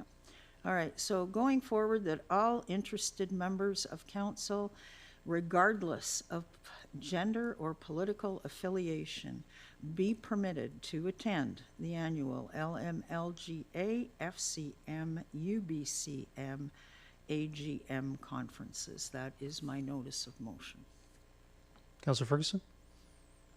Oh, yes, okay, hi. I wanted to, first of all, just for everybody's sake, and I'm talking about the Sassy Awards, and I think some members of council attended this year, the Sassy Award. I think Councillor Martins was at the Sassy Awards this year, from what I remember. Anyway, the Sassy Awards recognizes youth 15 to 21 who are living in Langley and are making a difference in our community to demonstrating the service above self. 7 awards: community service, youth leadership, sports leadership, leadership beyond adversity, cultural and diversity leadership, environmental leadership, and arts and culture leadership. So it's youth leadership, and it's good for youth. Oh, my, now. Now we aren't going to meet for a few weeks, and actually we're coming back in September. And it reminds me of we're in a challenging situation as Canadians. And as usual, I brought my normal attire. I got my Canada hat, my scarf there. It's an SFU scarf. It's got the right colors. And I wanted to point out a song that Peter Yarrow sang with the Girl Guides. And the song is called "Others Call It Canada, but We Call It Home." And so my question to staff, as we move forward and the Prime Minister is meeting with the premiers of the provinces and territories this week, are we involved with helping out, getting as much information as procurements for things, either through workshops or working groups with the regional district or the province or other of our neighbors, between getting goods and services locally or else Canadian, if I may, through the chair? Our direction to our procurement staff is to follow all of the treaties that we have, and there's numerous of them, and to, yes, as much as possible and as legally possible, to follow Canadian. I think that's very good. And you sing "O Canada" sometimes, don't you, my director? Thank you very much, Mr. Mayor. I think it's important that we support Canadian and Canadian good. And that's my report. Thank you. All right, thank you. Councillor Martins? Yeah, thank you. I just want to draw attention to, in the items distributed of July 17th, item number 4 is a letter to Mayor and Council from Todd Martin, the president of Trinity Western University, about a football field partnership. And in his letter, he says that Trinity Western is considering an opportunity to add a football team to the slate of sports we currently participate in within the Canada West Conference and youth sports. This opportunity has come about with Simon Fraser University dropping their football program 3 years ago, and thus BC Youth having the University of British Columbia as their only option for playing post-secondary football. A group of passionate football supporters, including the BC Lions, Football BC, and the SFU Football Alumni Group, have indicated their full support of our exploring this possibility. And so the purpose of this letter, he goes on to say, is to inquire if the Township of Langley is interested in the possibility of exploring a partnership around a football field. So I just want to acknowledge that, and I'm wondering if perhaps there can be a motion to refer this to staff to further explore this and have conversations and report back to council. I'd be interested in hearing thoughts from the table here before progressing with that, if anybody has anything in mind. That sounds like a pretty significant thing. Makes me sounds like a notice of motion. But if you wish to make it now, we can also consider deferral. So, sorry, if I make the notice of motion now, it would be deferred, is what you were? No, if you make it now, it won't be a notice of motion. But it's up to you which process you wish to choose. Yeah, so if I make it later, I file it as an official notice of motion, is what you're saying? It's an option. It's it's a relatively significant undertaking from what I've understand. But if you wish to refer the letter to staff, you can certainly, Mr. Cooner, you could look at how that would be processed. That is correct. It can be a referral for either a memo or a report to council, or it could be a separate notice of motion. It'd be up to the council member. Yeah, I agree. Go ahead, Councilor Martins. Oh, okay, yeah, then I'd like to refer the letter to staff for a memo. Is there a seconder to that? Yeah. Seconded by Councilor Kunst. Is there any other discussion? So that, I'll call the question on P13. Councillor Rent has left the meeting, Ms. Bauer. So that is defeated with Councillor Pratt, Mayor Woodward, Councillor Bailey, Councillor Ferguson opposed. Councillor Bailey, go ahead. Yeah, I want to raise an objection to the sexist terms that are being applied here now twice tonight. I have not participated in one vote or anything that is based on sex.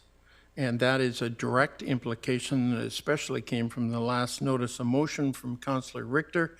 And I think that is totally inappropriate in this form. If you get voted down on something, on a policy or that is what it is. But to imply that this council is voting and that directly on sex and using sexist terms is damn objectionable. Yeah, I agree, Councillor Bailey. It's likely also a contravention of the council procedure bylaw and our code of conduct. Councillor Kunst, go ahead.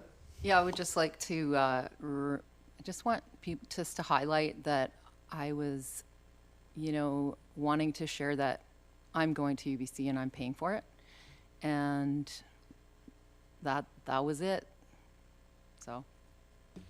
All right. Is there any other business, Councillor Ferguson? Just one last thing. Yeah, go ahead. I mean, I've been here a long time, and I think it's very, very important that we as councillors protect special closed information. And I think perhaps throughout the region we've heard that, perhaps throughout the province we've heard that, but I consistently say, and I will consistently, we have to protect what's said in our special closed meeting, and I'll just leave it at that. All right. Councillor Kunst? Once again, I was just highlighting the fact that I'm paying to go to UBCM. I did not reference a closed meeting, but you did. Yeah, so I think, we'll just carry on here. I think Councillor Ferguson also highlighted earlier he paid his own way to go LMLGA because council wouldn't fund it. So, I think he certainly didn't suggest that for any other reason than we're just trying to reduce funding. But I'll leave it up to council members to make whatever comments they're going to make. But I believe some comments here today do violate the code of conduct, but that's only my opinion. I think it's just a word of caution. When you confuse governing with campaigning. Now, people will go in the coffee shop and say whatever it is they're going to say, and that'll reflect on them. But doing it here at the council table, I think is highly inappropriate. So with that, I'm going to move on to getting a motion to resolve into special closed. I'll move it, seconded by Council. Does anybody have any items? I didn't hear any items. You have a legal item, Councilor Richard? I do. Okay, so does anybody else have any items? So get a motion to resolve into special closed as amended, moved by Councilor Pratt. Ms. Bauer, I was just about to do that. I'm about to second it. You're on it.